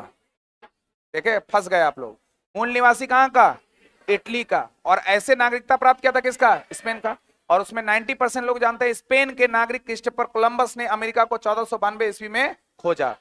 लेकिन अगर पूछ देगा मूल निवासी कहां का, आंसर खड़ा, अब बीपीएससी इसके लिए तैयार रहती है पूछने के लिए। तो मूल निवासी कहां का, नागरिकता ग्रहण किया किसका, हिटलर। मूल निवासी कहां का, ऑस्ट्रिया का। कहां का, चांसलर बना कहां का, स्पष्ट है।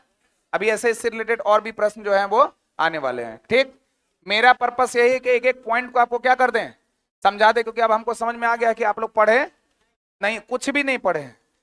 वर्ल्ड हिस्ट्री में कुछ भी पूरा साफ है, तो पूरा साफ है तो धीरे धीरे ही चलेंगे, क्लियर। फ्यूरर का मतलब क्रूर, और फ्यूरर उपाधि किसको मिला, हिटलर का आत्मकथा का नाम मेरा संघर्ष। हिटलर का जन्म कहां हुआ?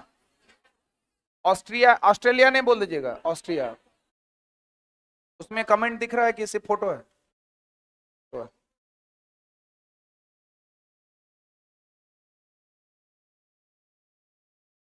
फ्यूरर का मतलब क्या होता है? क्रूर। फ्यूरर उपाधि किसको मिला था? हिटलर कहां का रहने वाला था? किस जगह का मूल निवासी था? जर्मनी पर तानाशाह किया था शासन कब से कब तक? हाँ, 1933 से 1945 लिख लेना। 1933 से 1945 तक जर्मनी पर शासन किया था। लिखिएगा, जर्मनी पर शासन किया था हिटलर 1933 से 1945। 40 में मरा था। 33 से 45 हो गया। किसके बारे में पढ़ रहे हैं हम लोग? फ्यूरर किसको बोलते हैं? ये मूल निवासी कहां का है और कहां का राजनेता के रूप में जाना जाता है? जर्मनी पर तानाशाह किया था कब तक? 37 से। क्लियर हो रहा है? इसी को बोलते हैं नाजी पार्टी का नेता। कौन सा? नाजी पार्टी का नेता था ये। कौन? हिटलर। लिख लीजिएगा, नाजी पार्टी। इसका संबंध किससे था? नाजी पार्टी से। पार्टी है, नाजी पार्टी से इसका संबंध था। नाजी पार्टी से इसका संबंध था। अब हिटलर के बारे में कुछ जानकारियां। एडॉल्फ हिटलर इसका पूरा नाम है ना। 1989 में इसका क्या हो गया? जन्म। इसको पढ़ने की जरूरत नहीं है। 30 अप्रैल 1945 को इसकी मृत्यु हो गई। यह एक कहां का शासक था? जर्मन शासक था। जन्म याद रखने की जरूरत नहीं है। वे राष्ट्रीय समाजवादी जर्मन कामगार पार्टी के नेता थे। तो लिख लीजिएगा, हिटलर NSDAP के नेता थे। शॉर्ट में ऐसे लिखिएगा, NSDAP, बड़ा लिख देते हैं NSDAP।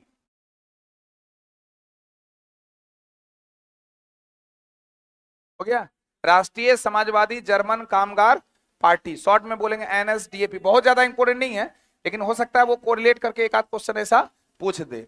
इस पार्टी को क्या पार्टी कहते हैं? Nazi party. यानी NSDAP एक तरह से कैसा पार्टी है? Nazi party. और हम पहले लिखा देंगे कि हिटलर का संबंध किस पार्टी से है? नाजी पार्टी से। तो किससे जुड़ा हुआ है वो? नाजी पार्टी से। 1933 से 1945 तक वह जर्मन के, जो आप ऑलरेडी पहले लिखे, लिखने की जरूरत नहीं है। हिटलर को द्वितीय विश्व युद्ध के लिए सबसे अधिक जिम्मेदार माना जाता है। हिटलर जर्मन का चांसलर था और उसके रहते रहते उसको लगता था कि ये तो गलत कर दिया सब लोग, छोड़ना किसी को भी नहीं है। जब ऐसा प्रतिशोध की भावना आएगी तो सामने वाला चुप थोड़े रहेगा।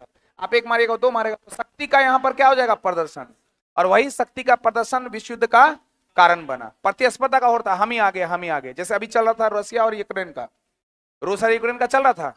अब बीच में साइड से इफेक्ट दिखा रहा था कौन? अमेरिका। हेल्प कर रहा था किसको? यूक्रेन को। यूक्रेन को ना। खुलकर अगर वो सामने आ जाता तो खुलकर रशिया भी सामने आ जाता। और दोनों जब खुलकर आता तो सब गोदा गोदी होने लगता, मेरी तरफ कौन। तो भारत तो कंफर्म था किसके तरफ? चाइना भी कंफर्म है किसके तरफ? अलग बात है कि भारत से अलग होता, लेकिन क्या करेगा, मजबूरी का नाम महात्मा गांधी, क्योंकि उसको मारना है किसको? अमेरिका को, उसका दुश्मन है। पाकिस्तान चल जाता किधर? पाकिस्तान का कोई भरोसा नहीं, उसका कोई पेंदी का, बिना पेंदी वाला लोटा है, जहां देखेगा अवसर है वहां घुस जाएगा वो। द्वितीय विश्व युद्ध तब हुआ जब उसके आदेश पर नाजी सेना ने पोलैंड पर क्या किया? ये भी हम लोग पढ़ेंगे, प्रथम विश्व युद्ध का कारण, द्वितीय विश्व युद्ध का कारण, सब डिटेल्स में पढ़ेंगे। फ्रांस और ब्रिटेन ने पोलैंड को सुरक्षा देने का क्या किया? वादा किया, और वादे के अनुसार उन दोनों ने नाजी जर्मनी के विरुद्ध युद्ध कर दी। आपस में गोदा गोदी का खेल क्या हो गया? शुरू हो गया। हिटलर के बारे में क्लियर है? तो हिटलर मूल निवासी था कहां का? हिटलर की उपाधि क्या थी? फ्यूरर। फ्यूरर का अर्थ क्या होता है? क्रूर, नेता, मार्गदर्शक, जो भी बोल दीजिए, यही ना। हिटलर कब से कब तक जर्मन का चांसलर रहा? हिटलर की मृत्यु कब हुई? 1945। हिटलर का आत्मकथा का नाम क्या है? मेरा संघर्ष। हिटलर की मृत्यु कैसे हुई? आत्महत्या से। सुसाइड कर लिया था कौन? हिटलर। आत्महत्या से उनकी मृत्यु। जैसे आप लोग पढ़ेंगे, अवध के संस्थापक पढ़े हैं कौन? सादात खान। उसकी मृत्यु कैसे हुई थी? आत्महत्या से। एक क्वेश्चन के साथ एक क्वेश्चन दे दिया आपको कि अवध के संस्थापक सादत खां की मृत्यु आत्महत्या से हुई। नादिर शाह उसको खोज रहा था। नाजी पार्टी का प्रमुख प्रतीक क्या है? स्वास्तिक। इसी तरह का होता है ना स्वास्तिक। हड़प्पा सभ्यता में देखेगा स्वास्तिक का निशान आपको देखने को मिलेगा, और हर जगह पर जहां लिखा हुआ रहेगा शुभ लाभ लिखा हुआ रहता है स्वास्तिक। तो नाजी पार्टी का संबंध हिटलर से है? और नाजी पार्टी का प्रमुख प्रतीक क्या था? अच्छा, 1857 की क्रांति का प्रमुख प्रतीक क्या था? कमल। और कितना आसानी से बोल दिए कि 1857 क्रांति अपने भारत में हुआ है, लेकिन नाजी पार्टी के बारे में दिमाग नहीं है। अब चलेगा आप लोग का दिमाग। नाजी पार्टी का प्रमुख प्रतीक स्वास्तिक का चिन्ह। जैसे ही स्वास्तिक देखिएगा आपके समझ में, अरे ये तो हिटलर वाला है। फांसीवादी एक शब्द आया कौन? अब ये शब्द भी आप लोगों के लिए मुश्किल है, जब तक समझिएगा नहीं आगे बढ़ नहीं पाइएगा। तो फांसीवाद, क्या बोले? फांसीवाद। फांसीवादी शब्द का प्रथम प्रयोग किसके द्वारा किया गया था? मुसोलिनी के द्वारा। मुसोलिनी लिख लिए। अब देखिए इसके बारे में थोड़ा डिटेल्स। इसका पूरा नाम है बेनितो मुसोलिनी। क्या नाम है? पूरा याद रखने की जरूरत नहीं है, मुसोलिनी याद रखेगा। इटली का एक राजनेता था। फिर यहां से क्वेश्चन बन रहा है, कहां का? कहां का? कौन कौन कौन कौन कहां का? आप बोल रहे हैं सर गड़बड़ हो जाएगा काम। देखिए, एक तो वर्ल्ड हिस्ट्री है, दूसरा आप पढ़े नहीं है, तीसरा घर में पढ़ते भी नहीं है, और चौथा यहां जब बता रहे हैं तो आप देखते भी नहीं है, समझते भी नहीं है। अब पांचवा दिमाग भी उतना खतरनाक तेज नहीं है कि पकड़ लीजिए। छठा फेल होना तय है। जितना अपना एफर्ट लगा सकते हैं लगाइए। हम सोचे आप लोग के बारे में, सर भी बोले ये लोग को लगता है समझ में नहीं आ रहा वर्ल्ड हिस्ट्री। हम बोले लगता है सर ये लोग कभी पढ़ा ही नहीं अच्छा से। तो सर बोले कि हाँ हो सकता है। तो हम गहन अध्ययन किए, फिर हमको लगा कि नहीं आप लोगों में कमी कहाँ हो सकता है। क्योंकि नॉर्मल हिस्ट्री तो बोले थे भगाइए, भाग रहा था। इस हिस्ट्री में बोलते मत भगाइए, इसका मतलब कुछ गड़बड़ है। वो गड़बड़ अब हमको समझ में आ गया है। मतलब एक सप्ताह का क्लास लगभग लेंगे आप लोग का। एक सप्ताह के क्लास में ही हिस्ट्री का, वर्ल्ड हिस्ट्री का पैमाना क्या हो जाएगा?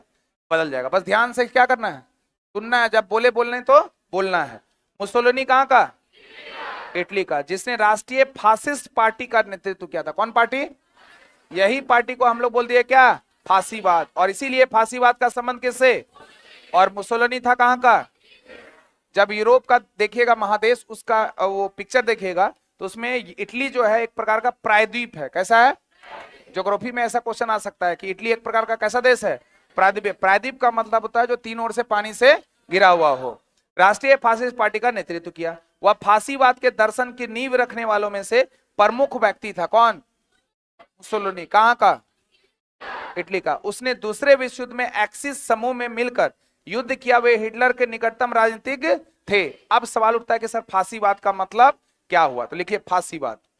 एक हेडिंग दे दीजिए फांसीवाद।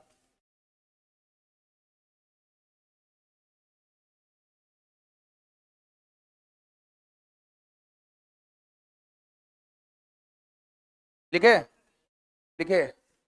यह एक राजनीतिक विचारधारा है। जहां वाद लग गया ना, वो विचारधारा से जुड़ा होता है। यह एक राजनीतिक विचारधारा है। यह एक राजनीतिक विचारधारा है जो जो सत्तावादी, यहां लिख दे रहे हैं, जिनको दिक्कत हो देख लीजिए, जो सत्तावादी और अति राष्ट्रवादी का प्रतीक है।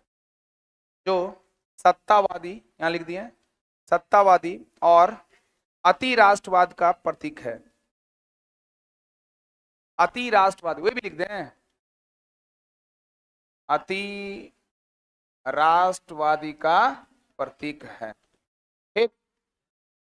पहला पॉइंट क्या बोले? सत्तावादी, जो सत्ता के लिए काम करता है।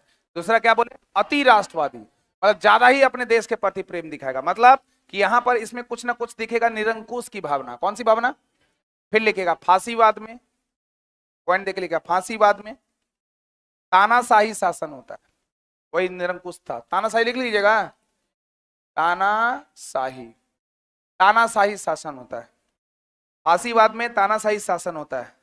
जो तानाशाही समझ में आया क्या? तानाशाही का मतलब हम सुप्रीम है, हम जो बोल रहे हैं वही मेरा कानून है। फ्रांस याद है? फ्रांस की क्रांति 1789 89। लुई 14वां था, मैं ही राज हूं और मेरे शब्द ही मेरे कानून है। कौन बोला था? लुई 14वां। तो लुई 14वां, 15वां, 16वां मिलकर तो डुबा दिया किसको? फ्रांस को। याद है ना? तो उसी प्रकार ये तानाशाही का मतलब हो गया अपने आप में वो लीडरशिप कर रहा है कि भाई हम ही हैं वो जो है सर्वे सर्वे, मतलब कि लोकतंत्र का क्या है? विरोधी। लोकतंत्र का क्या है? लोकतंत्र में क्या होता है? लोगों का तंत्र। बोलिए आप लोगों को क्या चाहिए? बोले रसगुल्ला। बोले ठीक है मिलेगा। आप बोलते हैं क्या चाहिए, एकदम पूछेंगे ही नहीं क्या चाहिए, सीधा रसगुल्ला खाओ, ठूस ठूस के खिलाएगा। तो जो ठूस ठूस के खिलाया क्या हुआ? तानाशाही। आप पूछ के जो खिलाया वो क्या हुआ? रसगुल्ला। लोकतंत्र। तो दोनों एक है कि अलग? अर्थात तानाशाही लोकतंत्र का विरोधी था, और वो तानाशाही का लक्षण दिखता है हमें कहां पर? फांसीवाद में। क्लियर है? तो लिख लीजिएगा, क्या लिखे पॉइंट? तानाशाही शासन होता है जो लोकतंत्र विरोधी है, जो लोकतंत्र विरोधी होता है, जो लोकतंत्र विरोधी होता है। ठीक है? अब इसमें व्यक्तिगत आजादी मिलेगा आपको। हम बोले ठूस ठूस के खिलाएंगे, बोले नहीं खाएंगे सब, खाओ, खाना पड़ेगा। तो आपका जो स्वतंत्रता है वो खत्म ना कर दिए। आप बोले नहीं खाएंगे सब, मन है, मन कैसे नहीं, खाना ही पड़ेगा तुमको, ठूस ठूस के खिलाएगा। तो व्यक्तिगत आजादी क्या हो गई? खत्म। तो एक और पॉइंट जोड़ दीजिए उसमें, व्यक्तिगत आजादी की कमी हो जाती है। व्यक्तिगत आजादी की कमी हो जाती है। एक ही शब्द काफी था सबके लिए, लेकिन चूंकि आपको समझने में, चूंकि आप उस तरह से पढ़े नहीं है वर्ल्ड हिस्ट्री को, इसलिए हम सब शब्द का इस्तेमाल करवा दिए। व्यक्तिगत आजादी की कमी, ये सब दिखाता है किसको? फांसीवाद को। आगे बढ़े। कॉमिंटर्न विरोधी। कितने लोग ईमानदारी से, एक नंबर वाला हमेशा लागू है, कितने लोगों को ये सुने हैं? नाम हाथ उठाइए। एक। अब बेचारे लोग जो सुने भी है ना उसके बारे में, लेकिन जानते नहीं है, लेकिन लगता है कि ऐसा सुने हैं, ऐसा ही ना? हाँ, सोचिए कितना खतरनाक है वर्ल्ड हिस्ट्री। वर्ल्ड हिस्ट्री खतरनाक है कि नहीं? जी, 3 क्वेश्चन आया, 3 में तीनों शब्द का जानकारी हम लोगों को लगभग नहीं है। कैसे समझ में आएगा? हमको इस बात का पता नहीं था कि आप लोग को समझ में क्यों नहीं आएगा, क्योंकि पढ़े ही नहीं है तो कैसे समझ में आएगा? अब तो समझ में आएगा धीरे धीरे, बोलते ही नहीं है। हिटलर के बारे में दिमाग में गया, फांसीवाद शब्द में दिमाग में चला, वर्साय की संधि दिमाग में चला, जर्मनी और ब्रिटेन का युद्ध का कारण समझ में आया, कुछ तो आ रहा है। अब चलिए, कॉमिंटर्न विरोधी संप्रदाय का गठन किसने किया था? जर्मनी, जापान और इटली। लिख लीजिए, जर्मनी, जापान और इटली। फिर इसके बारे में लिखिए, कॉमिंटर्न विरोधी संप्रदाय, लिख के टैच दीजिए। इसी को बोलते हैं कम्युनिस्ट इंटरनेशनल।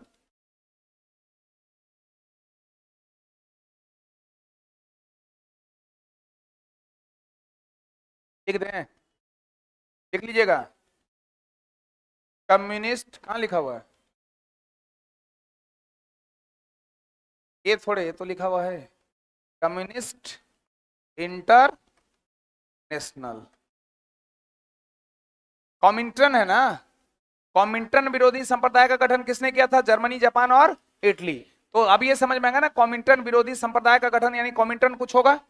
कॉमिंटर्न को ही करते हैं कम्युनिस्ट इंटरनेशनल। तो लिख लीजिए, इसे कम्युनिस्ट इंटरनेशनल के नाम से जाना जाता है। इसकी स्थापना 1919 में कर दी गई थी। इसकी स्थापना 1919 में कर दी गई थी। यह एक अंतरराष्ट्रीय संस्था है। 1919 सर, 1919। मॉन्टेग्यू चैम्बर सुधार अधिनियम कब आया था? 1919। रॉलेट एक्ट कब आया था? 1919। जालियांवाला बाग हत्याकांड कब हुआ था? खिलाफत आंदोलन कब हुआ था? 1900। वर्साय की संधि कब हुई थी? वही 1919। क्लियर है? तो लिख लीजिए 1919 अंतरराष्ट्रीय। इसकी 1919 में इसका स्थापना हो गया। यह एक अंतरराष्ट्रीय संस्था है जो विश्व साम्यवाद का वकालत करता है। जो विश्व साम्यवाद, अभी साम्यवाद का भी चर्चा करेंगे, विश्व साम्यवाद का वकालत करता है। ठीक है? ऐसे ही आ गया आपका साम्यवाद, तो एक देश आपके दिमाग में आ रहा होगा, कौन? साम्यवादी देश कौन? रूस। कहीं से आवाज आया था, साम्यवादी देश कौन, यानी रूस का फेवर कर रहा है, रूस का क्या कर रहा है, फेवर कर रहा है, क्लियर ना, बोल ही नहीं रहे। तो कम्युनिस्ट, ये जो कॉमिंट्रन है, कॉमिंट्रन का ही अन्य नाम क्या है, कम्युनिस्ट, कम्युनिस्ट, कम्युनिस्ट, कम्युनिस्ट। तो कम्युनिस्ट इंटरनेशनल की स्थापना कब, कॉमिंट्रन की स्थापना कब, यह क्या एक प्रकार की अंतरराष्ट्रीय संस्था है जिसका संबंध किससे है, विश्व साम्यवाद से, यानी किससे, रूस से। कहीं ना कहीं उससे संबंधित वो बातें वहां पर देखने को मिलेगी। इसका गठन किया गया था किसके द्वारा, जर्मनी, जापान और इटली, किसके द्वारा, जर्मनी, जापान और इटली। और ये जर्मनी, जापान, इटली मित्र राष्ट्र है कि धुरी राष्ट्र, इसमें जो जापान दिख रहा है ना, प्रथम विश्व युद्ध में मित्र राष्ट्र, प्रथम विश्व युद्ध में कहां पर, इसको धोखा मिल जाता है, किसको, नाराज हो जाता है, बोलता है अब हम तुम्हारा साथ छोड़ते हैं, जाते हैं हम क्रिसगेल के साथ, चला गया उधर किसधर, धुरी राष्ट्र, और धुरी राष्ट्र पहुंच गया किसके साथ, जर्मनी के साथ, और ऐसा पहुंचा कि हालत सबका क्या कर दिया, खराब, सब चिंता का विषय बना दिया, किसको, जापान को। पूरे पृष्ठभूमि पे इतना छोटू सा देश कौन, जापान, जिसकी राजधानी क्या है, टोक्यो, जिसका करेंसी क्या है, येन। धूल चटाते हुए रशिया जो सबसे प्रमुख होता था, रशिया को हरा दिया कौन, जापान। सभी को हराते हुए आगे बढ़ रहा था, खुश था जर्मनी, वाह भाई आया है ना, हार्दिक पांड्या दिए जा रहा है एकदम दनादन दनादन, लपेटते हुए आ रहा था, उधर से देख रहा है कौन, अमेरिका, ये क्या हो रहा है भाई, ये क्या हो रहा है। तो जापान बोला कुछ नहीं कुछ नहीं, प्यार मोहब्बत हो रहा है। लेकिन तब तक जब वो पर्ल हार्बर पर आक्रमण कर देता है कौन, जापान, तब थोड़ा ज्यादा ही गुस्सा हो जाता है, किसको, अमेरिका को, तराक तराक मारता है एटम बम। 6 अगस्त 1945, 9 अगस्त 1945, हिरोशिमा और नागासाकी, जापान सुस्त। तब अमेरिका पूछता है ये क्या हो रहा है भाई, ये क्या हो रहा है, बोला कुछ न एटम बम गिराया जा रहा है। लिटिल मैन फैट बॉय पढ़े ना, तब से कहा जाता है कि जापान का बच्चा जो है लंगड़ा लुल्ला आज तक जन्म लेते रहा। लेकिन इसके बावजूद भी आज के डेट में अगर देखिएगा तो टेक्नोलॉजी में अग्रणी देशों में नाम आता है किसका, सोचिए कितना अच्छा अर्थव्यवस्था को अपना टाइट कर दिया कौन, और हम लोग को थोड़ा देखिए, थोड़ा पछतावा लगता है। एनीवे कोई बात नहीं, आगे बढ़ते हैं हम लोग। हाँ क्या चीज बंद हो गया था, क्या चीज, क्या चीज खत्म हो गया था,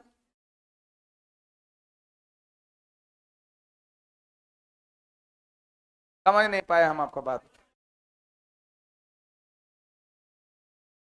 किसको, कम्युनिस्ट इंटरनेशनल, हाँ हाँ उसको बंद कर दिया गया था, सही है। द्वितीय विश्व युद्ध का अंत कब हुआ, 1945। द्वितीय विश्व युद्ध शुरू कब हुआ, इसका देखिए मुख्य गुट था, चूंकि ये कितने भाग में बढ़ गया था, मित्र राष्ट्र, और मित्र राष्ट्र की तरफ से फ्रांस था, ब्रिटेन था, अमेरिका था, रूस था, ये सब किसके तरफ, रूस किसके तरफ, रूस, रूस, रूस, America, America, America, France, France, और मित्र राष्ट्र का लीडर था कौन, कौन, कौन, और फिर कौन है, धुरी राष्ट्र, यहां पर कौन है, जर्मनी, कौन है, इटली, कौन है, जापान। ये हम कौन सा विश्व युद्ध बोल रहे हैं, जबकि जापान प्रथम विश्व युद्ध में किसके तरफ था, द्वितीय विश्व युद्ध में कहां चला गया, दल बदल दिया। दल बदल का संबंध किस अनुसूची में, किस संविधान संशोधन द्वारा आया था, 52वां संविधान संशोधन कब हुआ था, 85 में, 1985, बहुत अच्छा। तो अभी जो हम लोग पढ़े उसमें रूस किसके तरफ,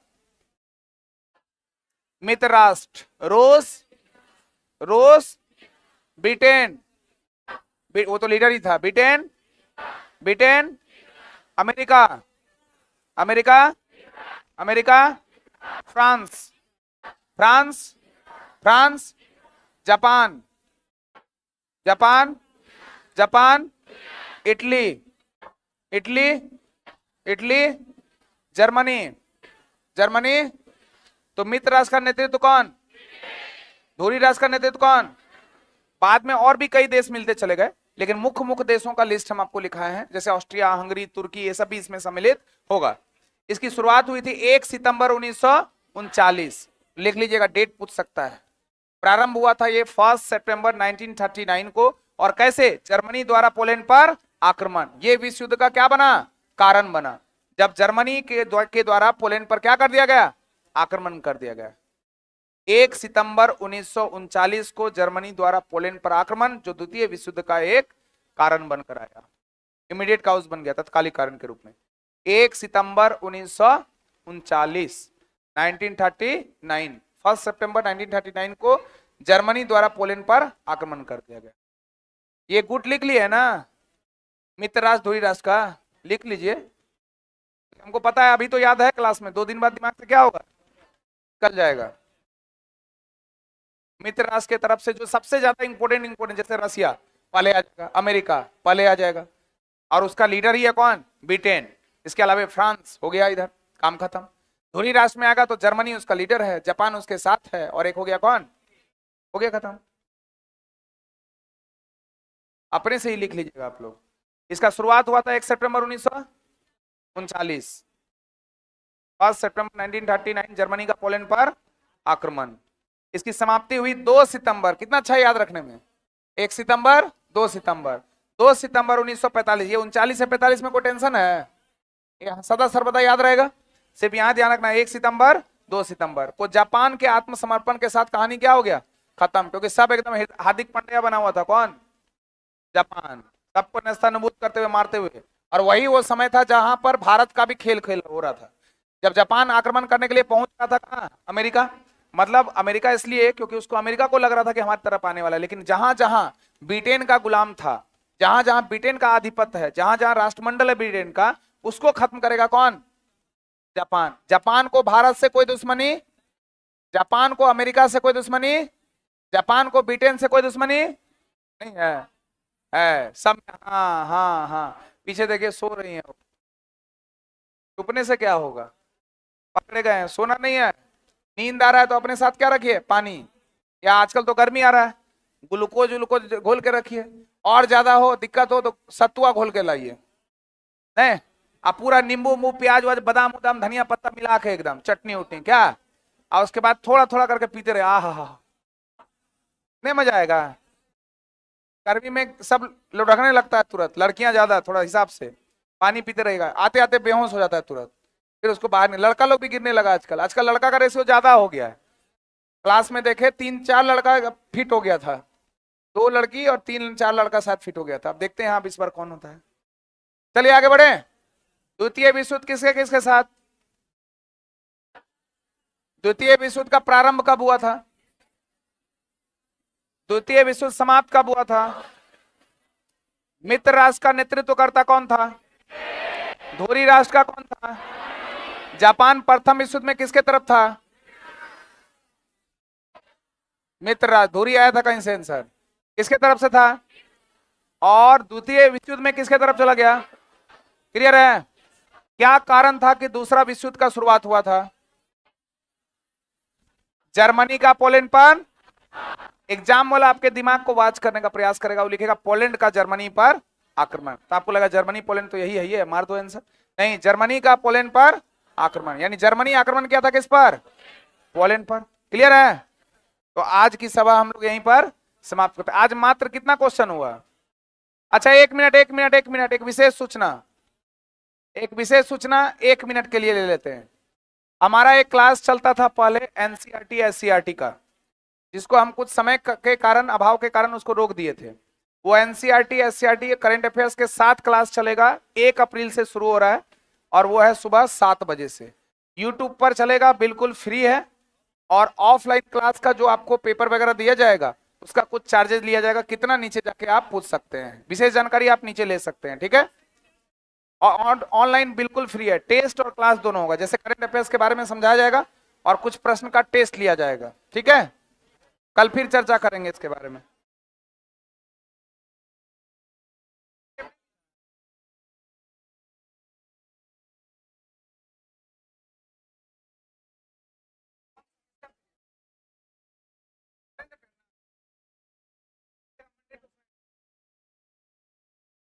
क्लास में ही मिलेगा।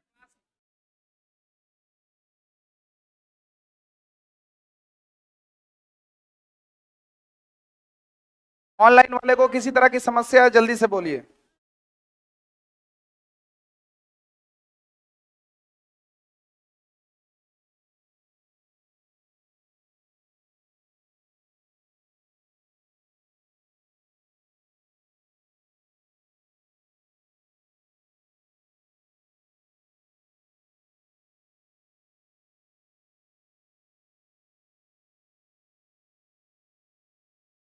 टेस्ट के लिए क्या बोले हैं सर, समझ में नहीं आया।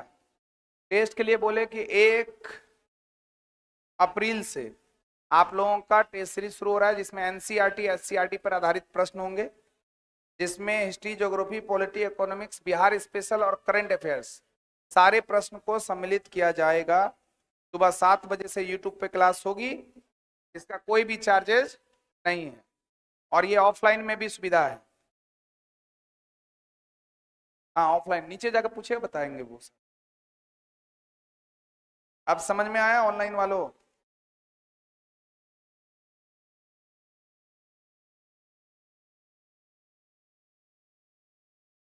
एक विद्यार्थी लिखता है, सर फौजी बनने के बाद मैं नेपाल में शादी करूंगा।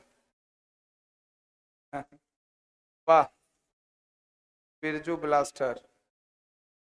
चलिए, मतलब कोई समस्या आप लोगों को ऑनलाइन वाले को नहीं है। मिलते हैं कल नेक्स्ट क्लास में।